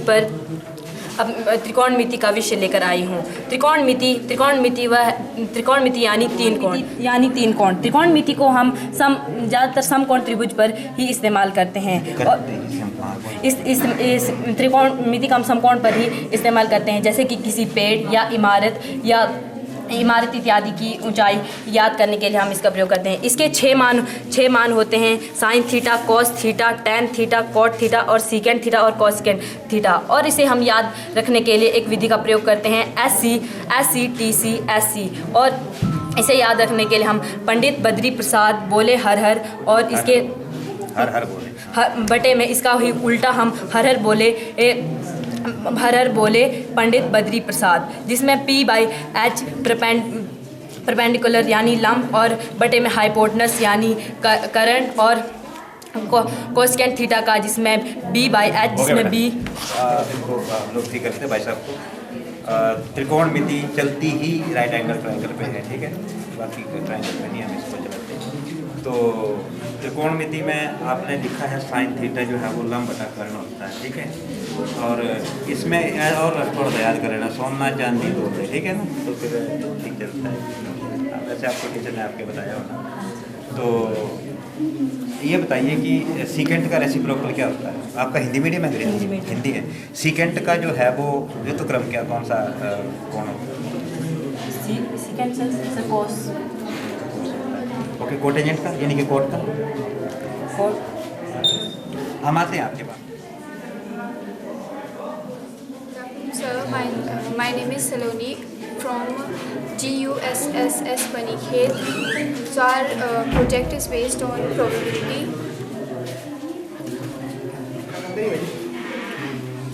बता दो प्रोबेबिलिटी का, इसकी डेफिनेशन वगैरह जो आपने बनाया है। आपसे कहा कि आपने बहुत सारे इसमें फॉर्मूले लिखे हैं। फर्स्टली हम आपको लगा कि पावर 2 में जो है इसे क्या यानी कि प्रोबेबिलिटी कितनी है? ओके जब घात जो थी वो मेरा नाम गुरदीप कौर है, मैं 9वीं कक्षा की छात्रा हूँ। मैं खंड बिलमोर पुलन स्कूल से आई हूँ। आज मैं त्रिभुज के बारे में बताऊंगी। त्रिभुज 3 भुजाओं का बहुभुज होता है। इसमें 3 किनारे और 3 ही शीर्ष होते हैं। त्रिभुज का सबसे बड़ा गुण यह है कि त्रिभुज के आंतरिक कोणों का योग 180 डिग्री का होता है। त्रिभुज के 6 भाग हैं। त्रिभुज को 2 भागों में बांटा गया है, कोणों के आधार पर और भुजाओं के आधार पर। भुजाओं के आधार पर त्रिभुज 3 प्रकार की हैं और कोणों के आधार पर भी 3 प्रकार की हैं। कोणों के आधार पर समकोण त्रिभुज, न्यून कोण त्रिभुज और अधिक कोण त्रिभुज। भुजाओं के आधार पर समद्विबाहु त्रिभुज, विषम बाहु त्रिभुज और समत्रिबाहु त्रिभुज है। समकोण त्रिभुज उस त्रिभुज को कहते हैं जिसका एक कोण 90 डिग्री का होता है। न्यून कोण त्रिभुज उस त्रिभुज को कहते हैं जिसके तीनों कोण 90 डिग्री से अधिक हों। और अधिक कोण त्रिभुज उसे कहते हैं जिसका एक कोण 90 डिग्री से ज़्यादा हो। और भुजाओं के आधार पर समद्विबाहु त्रिभुज उसे कहते हैं जिसकी 2 भुजाएं बराबर होती हैं। और दूसरा समबाहु त्रिभुज उसे कहते हैं जिसकी तीनों भुजाएं समान होती हैं। विषम बाहु त्रिभुज उसे कहते हैं जिसकी कोई भुजा समान नहीं होती हैं। मेरा नाम नीलाक्षी है। मैं राजकीय उच्च पाठशाला श्लोक की 10वीं कक्षा की छात्रा हूँ। मेरा आज का विषय है स्पर्श रेखाएं और वृत्त। एक वृत्त की अनंत स्पर्श रेखाएं होती हैं। बाहरी बिंदु से जो भी स्पर्श रेखाएं खींची जाती हैं उनकी लंबाई एक समान होती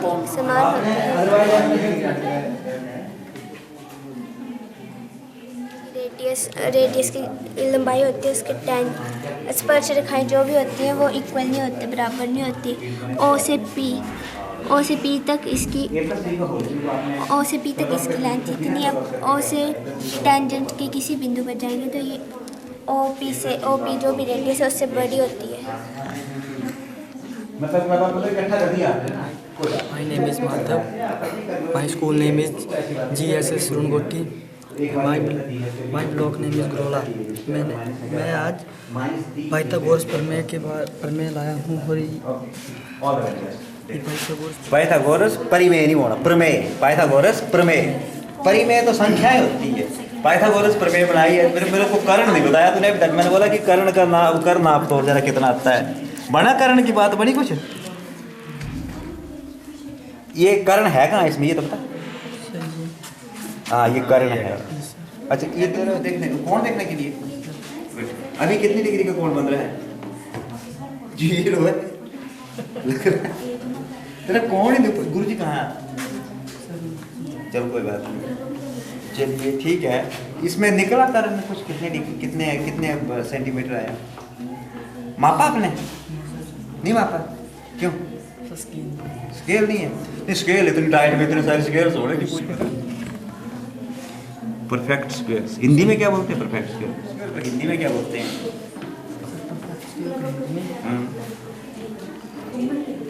पूर्ण वर्ग संख्या है ना। ये पूर्ण वर्ग का निशान है ना, ये वर्गमूल का निशान है ना। Yes sir. तो ये किसका निशान है? सर ये भाग का निशान है। अच्छा, चलो, ये भागी चीजें उसने तो फाइल भी बनाई है बल्कि साथ में। Akhilesh Kumar from GSS Ladda, class 9। ये जो मैंने मॉडल बनाए हैं वो अलजेब्राइक आइडेंटिटीज।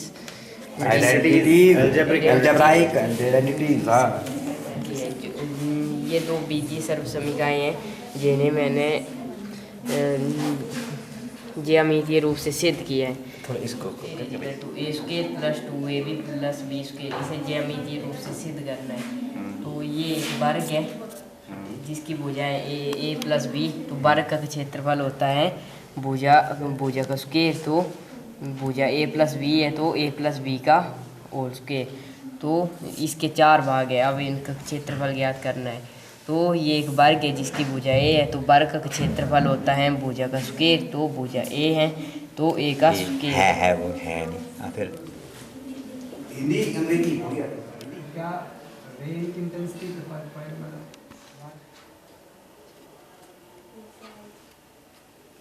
क्लाउड बस्टिंग मेरा नाम कल्पना है और मैं राजकीय उच्च विद्यालय सिरोही की छात्रा हूँ। मैंने पर्यावरण दिवस के ऊपर यह जल चक्र बनाया है। इसे हम वाटर साइकिल भी कहते हैं। जब सूर्य की किरणें समुद्र पर पड़ती हैं तो इसका पानी वाष्प बनकर आसमान की ओर उड़ता है। इसे हम वाष्पीकरण या इवापोरेशन कहते हैं।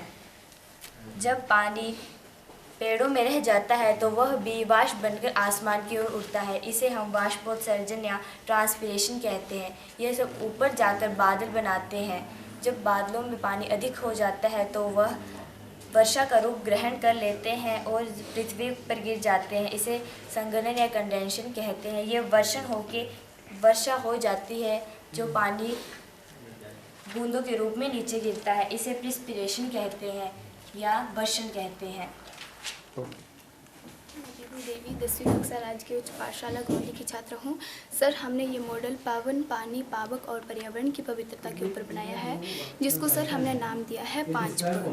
तो सर पर्यावरण की सुरक्षा और पर्यावरण का बचाव, इसके बारे में नवनीत बताएंगे। गुड आफ्टरनून सर, मैं नवनीत कुमार कक्षा 9वीं राजकीय उच्च पाठशाला गोंदी का विद्यार्थी हूँ। सर, हमने ये मॉडल कागजों का पुनः चक्रण पर बनाया है। सर, इसका उद्देश्य है कि कागजों का पुनः चक्रण करके पर्यावरण की रक्षा करना। सर, कागज वृक्षों के काटने पर बनाए जाते हैं। यदि हम कागजों का पुनः चक्रण किया जाए तो हम पुराने कागजों का पुनः उपयोग कर सकते हैं, इसलिए हमें नए कागज नहीं बनाने पड़ेंगे और पेड़ों को भी नहीं काटना पड़ेगा। इस उपकरण को बनाने में हमें कागज़, बाल्टी, पानी, फेविकोल, गोंद, जाली का फ्रेम इत्यादि सामग्री की आवश्यकता पड़ती है। कागज़ के पुनः चक्रण करने की प्रक्रिया: कागज़ नोटबुक छोटे टुकड़े कर ले, जिसे बाल्टी में रखकर पानी डालें और 1 दिन तक रखा रहने दें और 1 दिन तक इसकी लुगदी बना ले और लुगदी को फ्रेम पर फैला ले। यदि रंगीन कागज़ चाहिए तो लुगदी को फ्रेम पर फैलाने से पहले इसमें रंग मिला लें। इसके लाभ: 1 टन कागज़ प्राप्त करने के लिए पूर्ण रूपेण 17 वृक्षों को काटा जाता है, जिसके लिए हमें कागज़ों की बचत करनी चाहिए। हम यदि कागज़ों का पुनः उपयोग करें तो हमें 5 से 7 बार तक कागज़ों का पुनः चक्रण कर लेना चाहिए। यदि कोई छात्र 1 दिन में मात्र 1 कागज़ की बचत करता है तो हम 1 वर्ष में अनेक वृक्षों को बचा सकते हैं। अंत में मैं यही कहूँगा, वृक्षों का बचाव, शुद्ध वायु का भाव। इसके आगे आपको 10th क्लास की दामिनी बताइए। तो सर, मैं अब इसके बाद धुआं अवशोषक उपकरण के बारे में बताना चाहती हूँ, जिसका उद्देश्य है घर से वायु प्रदूषण को कम करना। ये उपकरण एक यांत्रिक पंखों के साथ आता है, जो कार्बन फिल्टर के माध्यम से सभी जहरीले धुएं, बैक्टीरिया, गैसों और कणों को बाहर निकालता है। ये एक ऐसा उपकरण है जो धुएं को अवशोषित करता है और घर से, उद्योगों में, होटलों आदि में पर्यावरण से धुएं को बाहर निकालता है। ये बहुत ही लाभदायक है, जैसे कि इसे घर के अंदर बेहतर वायु गुणवत्ता बनाए रखने में भी मदद मिलती है। यह गर्मी, हानिकारक धुएं, गंध और अन्य वायु जनित कणों को हटा देता है, जो स्वास्थ्य पर बुरा प्रभाव डालते हैं। और ये धुआं अवशोषण धुएं और हानिकारक गैसें जैसे carbon monoxide, carbon dioxide, sulphur dioxide, nitrogen dioxide आदि को हटाने में महत्वपूर्ण भूमिका निभाता है। वायु प्रदूषण से होने वाली बीमारियां अनेक प्रकार की है, जैसे कि हृदय रोग, कैंसर, दमा, चर्म रोग, फेफड़ों में लंबे समय तक रुकावट, खांसी आदि। तो सर, मैं अंत में यही कहती हूँ कि इस प्रकार से हम अपने घर के वातावरण को स्वस्थ बनाकर स्वस्थ रहने के लिए हमें अपनी बीमारियों से बचकर ऐसी रक्षा करनी चाहिए। तो सर, इसके बाद आपको हाइड्रोजन गैस के बारे में दामिनी। नमस्कार सर, मैं दामिनी देवी कक्षा 10वीं राजकीय उच्च पाठशाला गोंदी की छात्र। ये हाइड्रोजन गैस के ऊपर बनाया है। ये विद्युत धारा के रासायनिक प्रभाव से हाइड्रोजन गैस तैयार करके कार्बन मुक्त ईंधन बनाना। ये मॉडल हमने विद्युत धारा के रासायनिक प्रभाव पर बनाया है, जिसको 1800 ईस्वी में एक रासायनिक विज्ञान विलियम निकल्सन ने दर्शाया था कि यदि इलेक्ट्रोड पानी में डूबा होता था, उसके द्वारा विलयन से विद्युत धारा को प्रभावित किया जाए तो हाइड्रोजन तथा ऑक्सीजन के बुलबुले उत्पन्न होते हैं। ऑक्सीजन के बुलबुले बैटरी के धन टर्मिनल से जुड़े इलेक्ट्रोड पर तथा हाइड्रोजन के बुलबुले दूसरे इलेक्ट्रोड पर बनते हैं। हाइड्रोजन एक स्वच्छ ईंधन बन सकता है, क्योंकि इसका उष्मीयमान जो है सभी ईंधनों से अधिक 1,50,000 किलोग्राम है। ठीक है, जाने से पहले खाना वाला खाएंगे, उसके बाद आप आकर के ले जाना। ठीक है।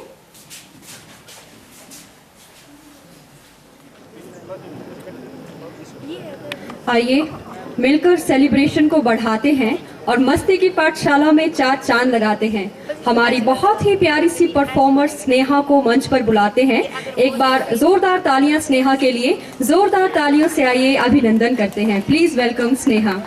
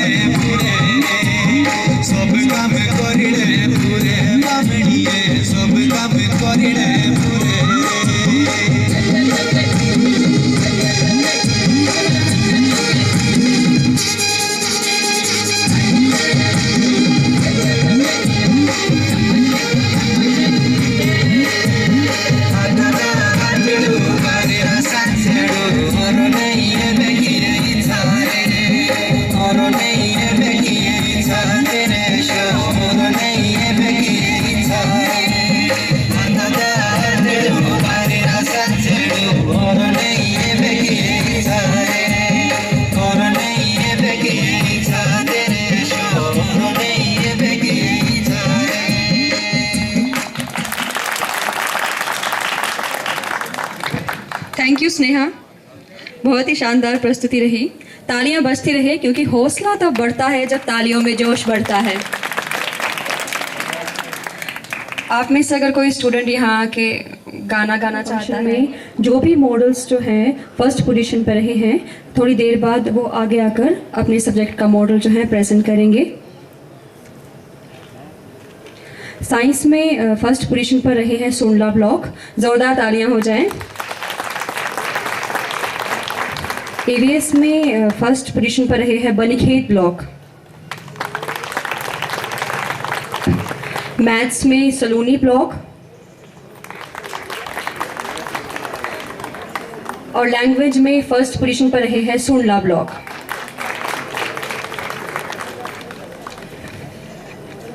सभी ब्लॉक के बच्चे अपने प्रेजेंटेशन के लिए अपने मॉडल के साथ तैयार रहें। चारों तरफ हो खुशियों की लहर, चारों तरफ हो खुशियों की लहर, हर तरफ चलता गुणगान रहे, बरसे असीम अनुकंपा ईश्वर की, आपके होठों पर सदा मुस्कान रहे। परम आदरणीय प्रधानाचार्य महोदय, अध्यापक वर्ग, नॉन टीचिंग स्टाफ, 13 ब्लॉक से आए अध्यापक वर्ग, छात्र वर्ग एवं हमारे सभी गणमान्य अतिथियों का हम एक बार फिर से बहुत बहुत स्वागत करते हैं, हृदय की गहराइयों से अभिनंदन करते हैं। So ladies and gentlemen, now the time to invite the personality जिन्हें हम सुनना चाहते हैं। अब उन्हें आमंत्रित करते हैं जो आत्मविश्वास से भरे हैं, निडर हैं, जीवन में बहुत से महत्वपूर्ण पदों को उन्होंने संभाला है, बहुत ही कुशल नेतृत्व कर रहे हैं, हम सभी को कुछ नया, कुछ बेहतर करने के लिए सदैव प्रेरित करते हैं। उनके लिए मैं 2 पंक्तियां कहना चाहूँगी कि तोड़ना है हर पिंजरा, मेरी उड़ान अभी बाकी है, कि तोड़ना है हर पिंजरा, मेरी उड़ान अभी बाकी है, मंजिलें ज़मीं भर नहीं, मंजिलें ज़मीं भर नहीं, आसमान अभी बाकी है। अब मैं आदरणीय प्रधानाचार्य महोदय जी को मंच पर आमंत्रित करती हूँ। जोरदार तालियों से अभिनंदन करते हैं, वंदन करते हैं, स्वागत करते हैं।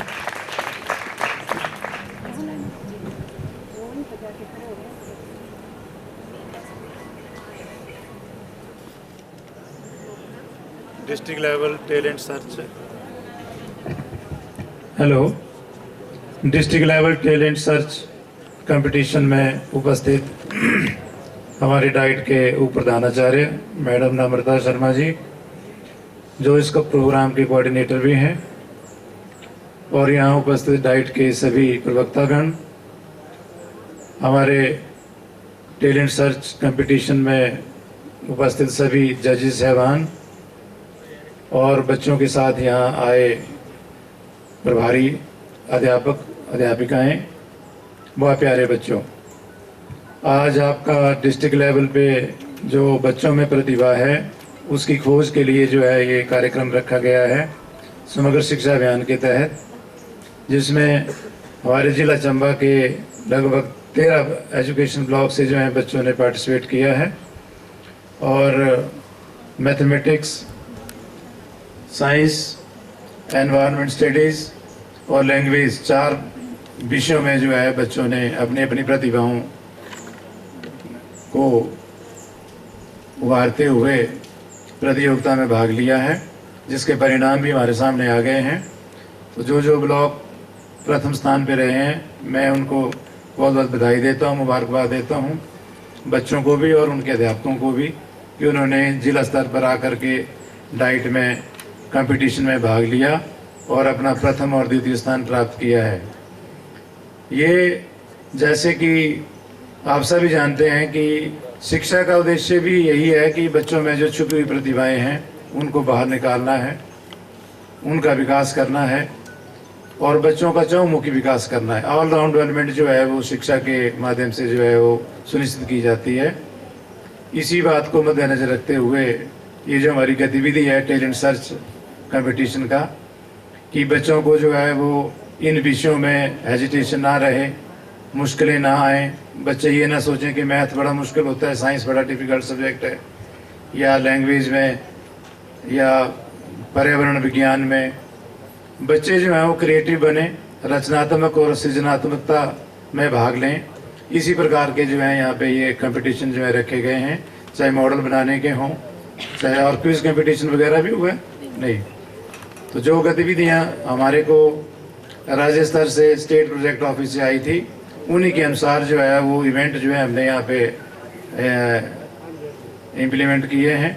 तो मैं ज़्यादा ना बोलते हुए एक बार फिर बच्चों को, अध्यापकों को बहुत बहुत मुबारक है कि आप लोगों ने यहाँ भाग लिया। इसका स्टेट का भी होगा क्या? वो कहाँ पे है? अच्छा, अब हमारे जो बच्चे इन विषयों में, इन गतिविधियों में जो प्रथम स्थान पे रहे हैं, वो जिला की तरफ से जिला चंबा को रिप्रेजेंट करेंगे स्टेट लेवल के टैलेंट सर्च कंपटीशन में, जो आउट ऑफ डिस्ट्रिक्ट होगा यहाँ से। तो वो आपको जो है उसका डेट और टाइम जो है बता दिया जाएगा, वेन्यू भी बता दिया जाएगा। तो उस वक्त तक जो है आप अपने गतिविधियों को और इम्प्रूव करें। जो आज आपको लगता है कि आज के कंपटीशन में हमारी ये कमियाँ रह गई हैं प्रथम स्थान वालों की, तो उसको और इम्प्रूव करें, क्योंकि पूरे स्टेट के साथ कम्पीट करना है। तो मैं ज़्यादा ना बोलते हुए एक बार फिर आप सब लोगों को बहुत बहुत बधाई, मुबारक और आप सबका धन्यवाद कि आप लोगों ने यहाँ पे आकर के भाग लिया और बच्चों को जो है उनको अपनी क्रिएटिविटी को डेवलप करने के लिए मौका दिया। जय हिंद, जय भारत।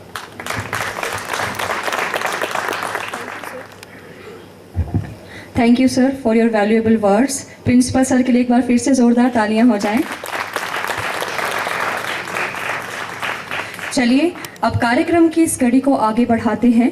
टैलेंट हंट में 13 ब्लॉक से आए 9 से 12 तक के स्टूडेंट्स में सभी मॉडल्स की जजमेंट हो चुकी है और रिजल्ट्स भी तैयार हैं। अब सभी ब्लॉक के छात्रों ने बहुत ही बेहतरीन मॉडल्स को बनाया है और अद्भुत कला का प्रदर्शन किया है।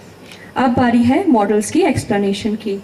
तो जो मॉडल फर्स्ट रहे हैं उनसे मैं आग्रह करती हूँ कि वो मंच पर आएंगे और अपना मॉडल एक्सप्लेन करेंगे। सबसे पहले मैं लैंग्वेज के मॉडल में प्रथम स्थान पर रहे सुनला ब्लॉक को मंच पर आमंत्रित करती हूँ कि वो मंच पर आए और अपना मॉडल एक्सप्लेन करें। जोरदार तालियों से अभिनंदन। मम नाम पायल, अहम एकादश कक्षायां पठामि। मम विद्यालयस्य नाम राजकीय वरिष्ठ माध्यमिक पाठशाला मलाल अस्ति। मम शिक्षाखण्डस्य नाम सुनला अस्ति।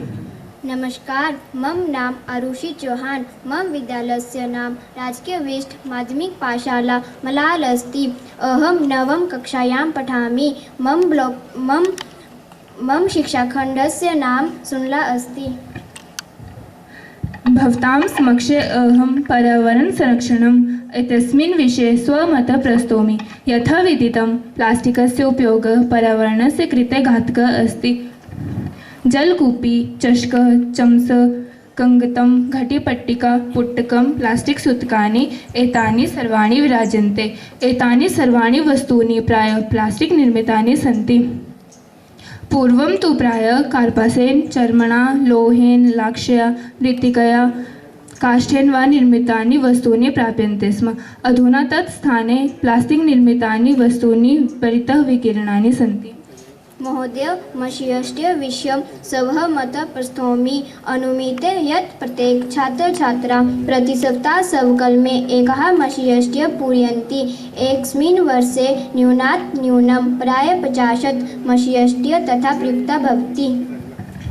अत्र धेनु तृणं खादति, तत्र धेनु शाकफलानामावरणे स प्लास्टिक स्यूतमपि खादति। यथा कथञ्चित् निवारणीय एषा अस्माभिः पर्यावरणेन स पशवः अपि रक्षणीय। प्लास्टिकं कदापि न गलति न च अपक्षीयते। प्लास्टिकस्य मृत्तिकायां लयाभावात् अस्माकं पर्यावरणस्य कृते महती क्षतिः भवति। अस्माभिः वृक्षस्य कर्तनं न करणीय। अस्माभिः स्थाने स्थाने अनेका वृक्षारोपणी, क्योंकि कहते हैं ये वेद पुराण, एक पेड़ 100 पुत्र समान। धन्यवाद।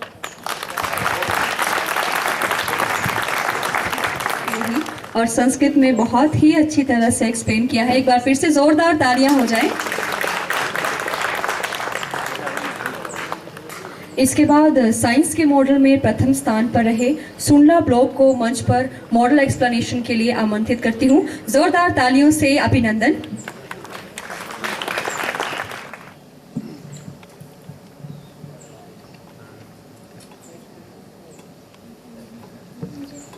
कक्षा में पढ़ती हूँ। मेरे स्कूल का नाम गवर्नमेंट हाई स्कूल द्रेकड़ी है। मैं सुनला ब्लॉक से हूँ। नमस्कार, मेरा नाम आरुषि पनिहान है। मैं 9वीं कक्षा की छात्रा हूँ और मेरे स्कूल का नाम राजकीय उच्च पाठशाला द्रेकड़ी है और मैं सुनला ब्लॉक से हूँ। हम इस मॉडल में इंटीग्रेटेड फार्मिंग एंड इंडस्ट्रियलाइजेशन के बारे में बताया है। इसमें किसान खेती के साथ साथ अन्य लघु उद्योगों द्वारा अपना आजीविका चला सकते हैं। और इसमें हमने शहर के बारे में बताया है जिसमें लोग औद्योगिकरण के माध्यम से भी अपनी आजीविका कमा सकते हैं।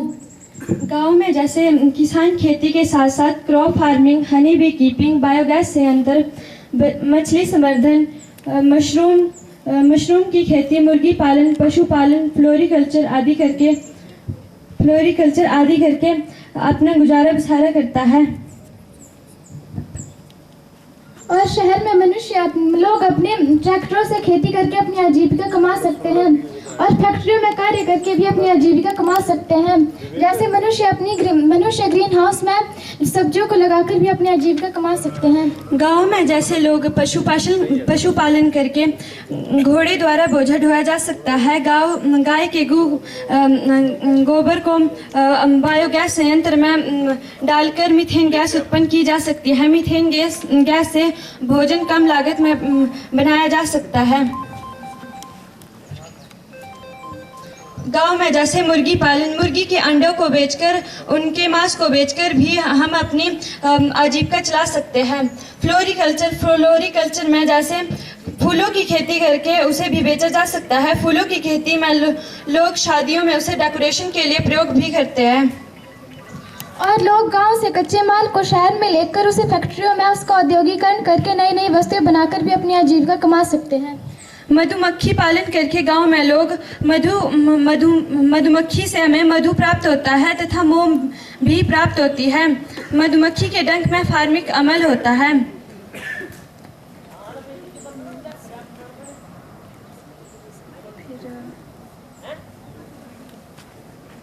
विंडमिल इसे हवा वाले स्थानों पर प्रयोग किया जा सकता है। इसे कम लागत में बिजली उत्पन्न की जा सकती है। आटे को गूना जा सकता है और कुएं से पानी भी प्राप्त किया जा सकता है। और शहरों में लोग बहुत सी फैक्ट्रियों में जहरीली गैसों का प्रयोग करते हैं, बल्कि गांव में ऐसा नहीं होता है। शहरों में लोग वाटर टैंक द्वारा पानी प्राप्त करते हैं, जबकि गांव में लोग कुएं द्वारा अपना पानी प्राप्त करते हैं। Thank you.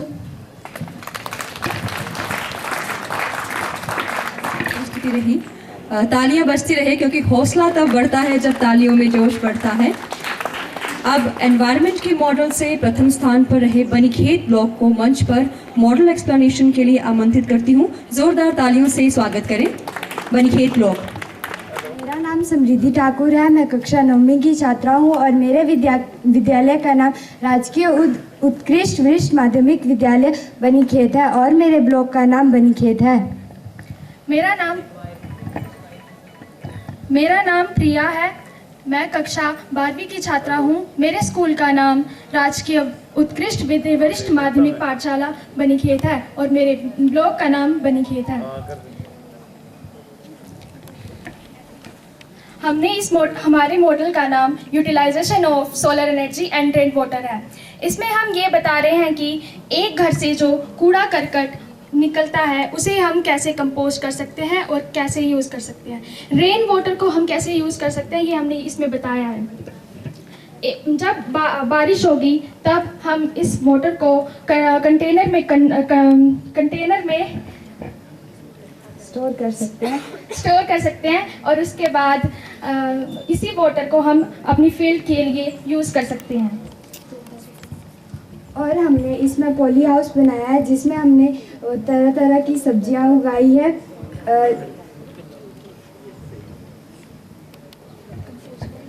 इसमें हमने कंपोस्ट बनाया है जिसमें हमने घर का कचरा रखा है, जैसे कि किचन का, जिसमें हमने पानी मिलाकर उसे खाद के रूप में प्रयोग किया गया है और इसे हम अपनी फील्ड में यूज़ करेंगे जिससे हमारी मिट्टी की उर्वरकता बनी रहे। धन्यवाद। अब इसके बाद मैथ्स के मॉडल में प्रथम स्थान पर रहे सलोनी ब्लॉक को मंच पर आमंत्रित करती हूँ। इनके लिए जोरदार तालियां हो जाए। नमस्कार, मेरा नाम मैं GHS हिमगिरी कोटि का छात्र हूँ। मेरे ब्लॉक का नाम सलोनी है और नमस्कार, मेरा नाम विशाल सोनी है। मैं गवर्नमेंट हाई स्कूल हिमगिरी कोठी से आया हूँ। मेरे ब्लॉक का नाम सलोनी है और हम अपने मॉडल के बारे में आपको समझाएंगे। हमारे मॉडल का नाम क्वाड्रिलेटरल शेप्स एंड एरियाज़ है। जैसे यहाँ पर हमें इसका एरिया भी नहीं पता है, हमें इसकी आकृति भी नहीं पता है कि आकृति को चुनते हैं। जैसे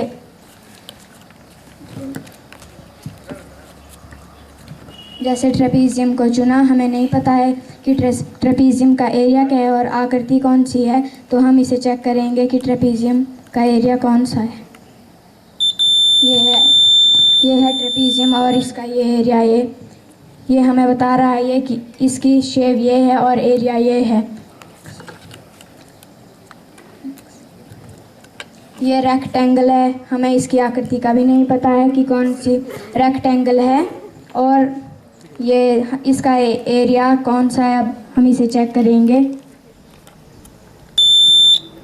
और इसका एरिया L इंटू B है और ये हमें इसकी आकृति भी पता चल रही है कि रेक्टेंगल ये है। अब स्क्वायर आ गया, अब स्क्वायर को देखते हैं स्क्वायर कौन सा है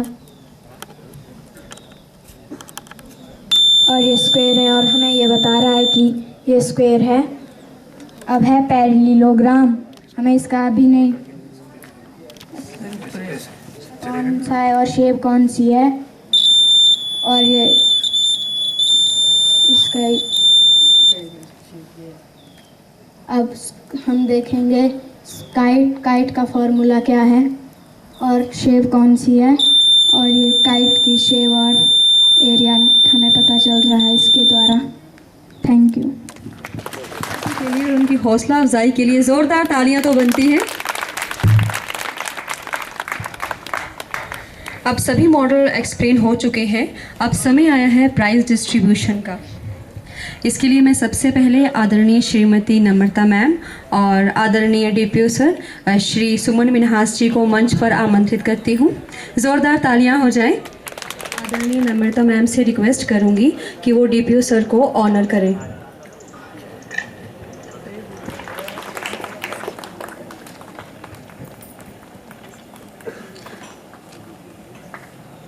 इसके बाद मैं लैंग्वेज के जजेस से रिक्वेस्ट करूंगी कि वो मंच पर आएँ। आदरणीय श्री यज्ञदत्त अवस्थी सर, आदरणीय श्री रोहित सर और आदरणीय डॉक्टर श्रीमती कविता बिजलवान मैम। ज़ोरदार तालियां हो जाए लैंग्वेज के जजेस के लिए।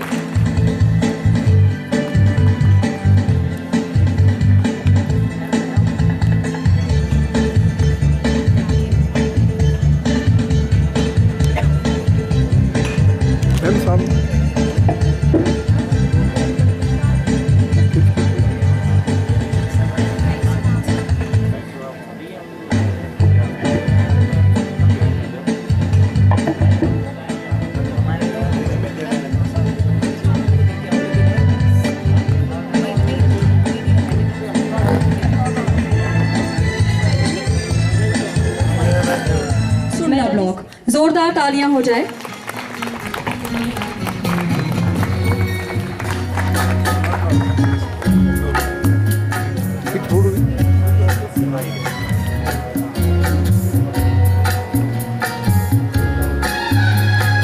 लैंग्वेज में द्वितीय स्थान पर रहे हैं बनीखेत ब्लॉक।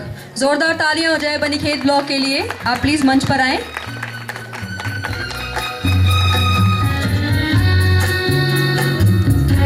तालियां बजती रहनी चाहिए।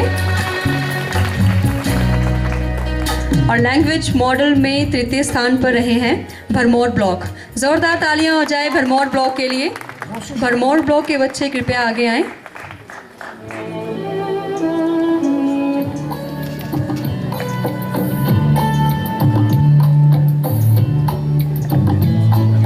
थैंक यू जजेस, थैंक यू लैंग्वेज जजेस। आदरणीय श्रीमती नीतू भाटिया मैम और आदरणीय श्री अभिमन्यु सर को मंच पर आमंत्रित करती हूँ। जोरदार तालियों से स्वागत करें। और मैं DPO सर और नम्रता मैम से रिक्वेस्ट करूंगी कि वो हमारे साइंस के जजेस को ऑनर करें।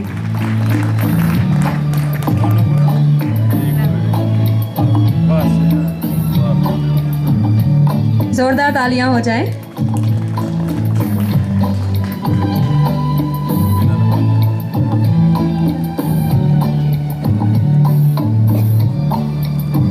इसके बाद साइंस के मॉडल में फर्स्ट पोजीशन पर रहे हैं सुंडला ब्लॉक।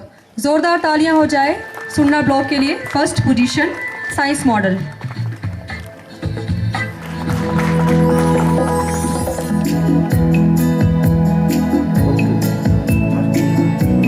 साइंस मॉडल में द्वितीय स्थान हासिल किया है गहरा ब्लॉक।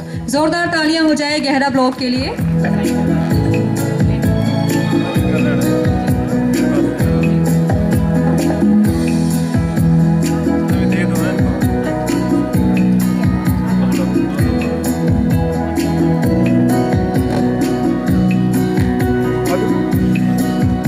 और तृतीय स्थान हासिल किया है बनीखेत ब्लॉक। जोरदार तालियां हो जाए बनीखेत ब्लॉक के लिए।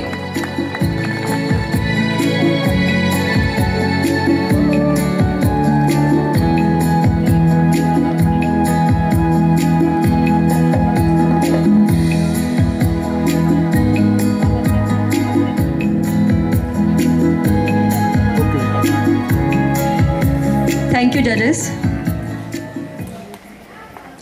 उदास चेहरों पर भी रूहानी का नूर आ जाता है।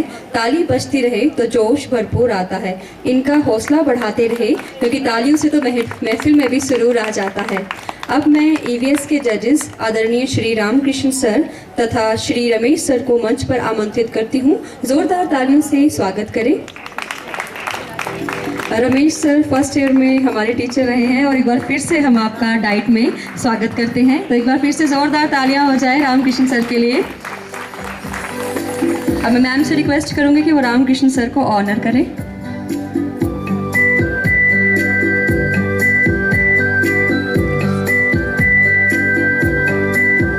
और रमेश सर को भी ऑनर करें। जोरदार तालियां।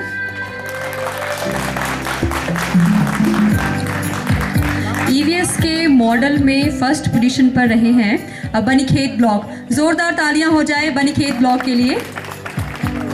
बनीखेत ब्लॉक से सभी बच्चे मंच पर आए।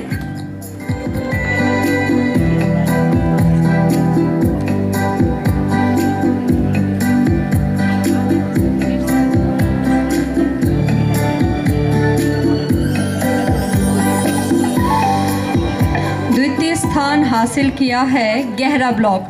जोरदार को इस तरह ना छिपाइए, अपनी कदरदानी को इस तरह ना छिपाइए। अगर प्रस्तुति पसंद आई है तो तालियां जरूर बजाइए। गहरा ब्लॉक के लिए तालियां।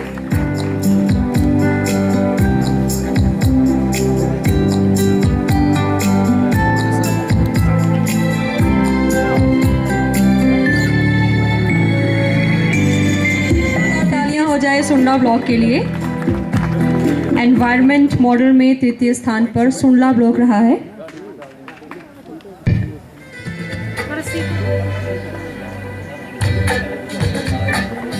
Thank you so much. Thank you जजेस। अब मैं मैथ्स के जजेस डाइट से आदरणीय श्री संजीव सर और महिला ब्लॉक से आदरणीय श्री संजीव सर को मंच पर आमंत्रित करती हूँ। जजेस के लिए जोरदार तालियां हो जाए मैथ्स के जजेस के लिए। अब मैं नम्रता मैम और डीपीओ सर से रिक्वेस्ट करूँगी कि मैथ्स के जजेस को प्लीज़ ऑनर करें। जोरदार तालियां हमारे जजेस के लिए।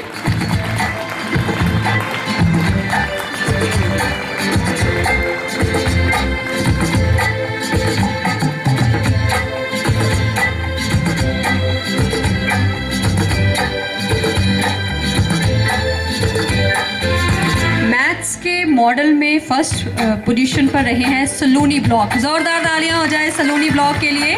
जल्दी से मंच पर आए।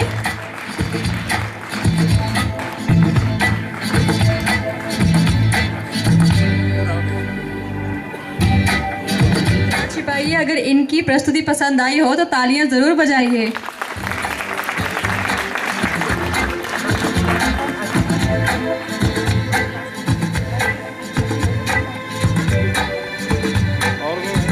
इनके बाद द्वितीय स्थान पर मैथ्स मॉडल में द्वितीय स्थान हासिल किया है बनीखेत ब्लॉक। जोरदार तालियां हो जाए बनीखेत ब्लॉक के लिए।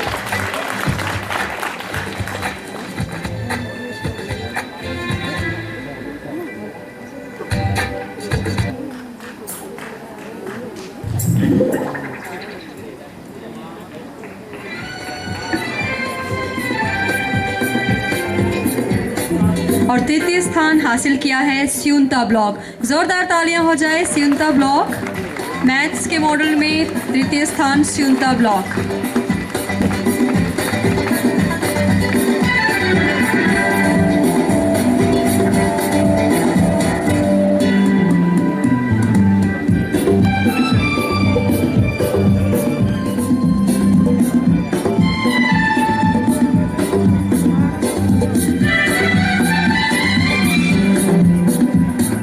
थैंक यू जजेस।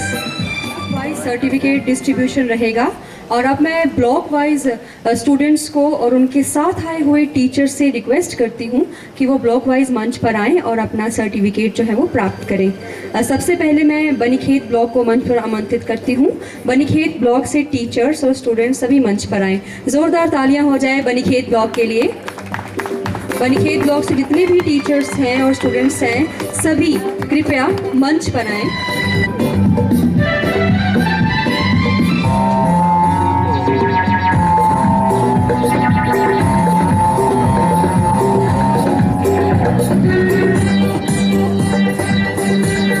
इसके बाद भरमौर ब्लॉक से सभी टीचर्स और स्टूडेंट्स मंच पर आएं। जोरदार तालियां हो जाए भरमौर ब्लॉक के लिए। Please welcome Bharmour block.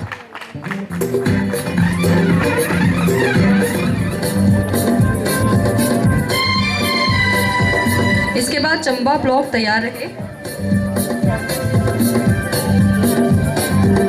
Chamba block के सभी टीचर्स और स्टूडेंट्स मंच पर आए। जोरदार तालियां हो जाए चंबा ब्लॉक के लिए।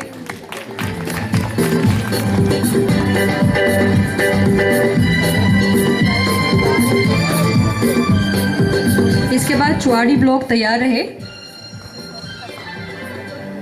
तालियां बजती रहनी चाहिए।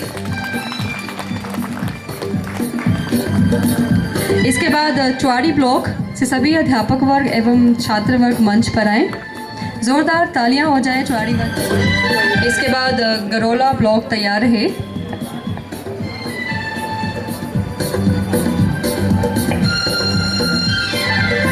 गरोला ब्लॉक से सभी अध्यापक एवं छात्र मंच पर आए। गरोला ब्लॉक, तालियां बजती रहनी चाहिए। इसके बाद गहरा ब्लॉक, जोरदार तालियां हो जाए गहरा ब्लॉक के लिए।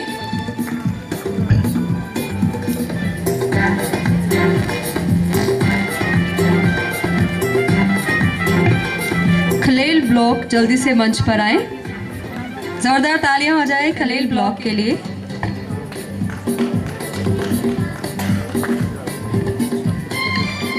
इसके बाद महिला ब्लॉक तैयार रहे।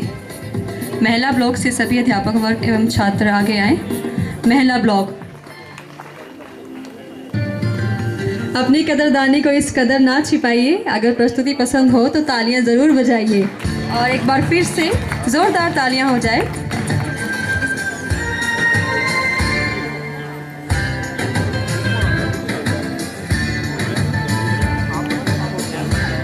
इसके बाद स्यूनता ब्लॉक के लिए।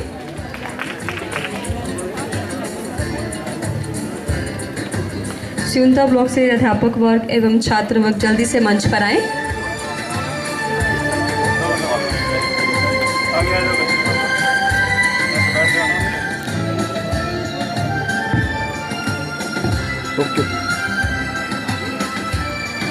इसके बाद सुरला ब्लॉक जल्दी से मंच पर आए।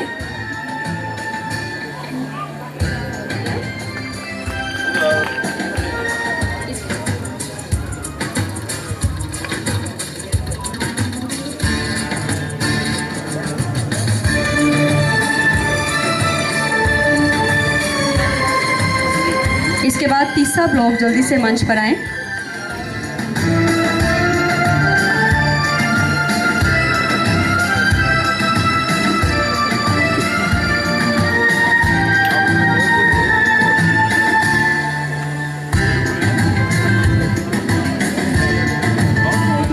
के लिए अपनी जगह पे बैठ जाएं। डिस्ट्रिक्ट टैलेंट हंट फंक्शन में विभिन्न ब्लॉक से आए हुए अध्यापक वर्ग छात्रों का धन्यवाद करती हूं और इस कार्यक्रम के माध्यम से बच्चों को अपनी प्रतिभा तथा कौशल को प्रस्तुत करने का मौका मिला है। तथा भविष्य के लिए उत्कृष्ट प्रदर्शन हेतु अभिप्रेरणा भी मिली है। अब मैं डीपीओ सर और नम्रता मैम का धन्यवाद करना चाहूँगी और डाइट के सभी स्टाफ मेंबर्स और स्टूडेंट्स जिन्होंने इस कार्यक्रम की तैयारियां हेतु अपना योगदान दिया है, मैं आप सभी का धन्यवाद करना चाहूँगी। और सभी ब्लॉक से आए छात्रों ने अपनी कला और सृजनात्मकता का उत्कृष्ट प्रदर्शन किया है, जिसके लिए आप सब बधाई के पात्र हैं और आप सबके लिए और आपके अध्यापक भी बधाई के पात्र हैं जिन्होंने आपका निर्देशन किया है। एक बार अपने लिए जोरदार तालियां बजा दीजिए। अंत में मैं अपने शब्दों को विराम देते हुए एक छोटी सी कविता का गायन करना चाहूँगी। कोशिश कर हल निकलेगा, आज नहीं तो कल निकलेगा। अर्जुन के तीर सा सद, मरुस्थल से भी जल निकलेगा। मेहनत कर, पौधों को पानी दे, बंजर जमीन से भी फल निकलेगा। जिंदा रख दिल में उम्मीदों को, गरल के समुंदर से भी गंगा जल निकलेगा। परिंदों को मंजिल मिलेगी यकीनन, ये फैले हुए उनके पंख बोलते हैं। परिंदों को मंजिल मिलेगी यकीनन, ये फैले हुए उनके पंख बोलते हैं। वे लोग रहते हैं खामोश अक्सर जमाने में जिनके हुनर बोलते हैं। Thank you so much. नायक जय हे भारत भाग्य विधाता, पंजाब सिंध गुजरात मराठा द्राविड़ उत्कल गंगा, विंध्य हिमाचल यमुना गंगा उच्चल जलधि तरंगा। तव शुभ नामे जागे, तव शुभ आशीष मागे, गाहे तव जय गाथा। जन गण मंगलदायक जय हे भारत भाग्य विधाता। जय हे जय हे जय हे जय जय जय जय हे। धन्यवाद। जय हिंद, जय हिमाचल। अब आप सभी से विनम्र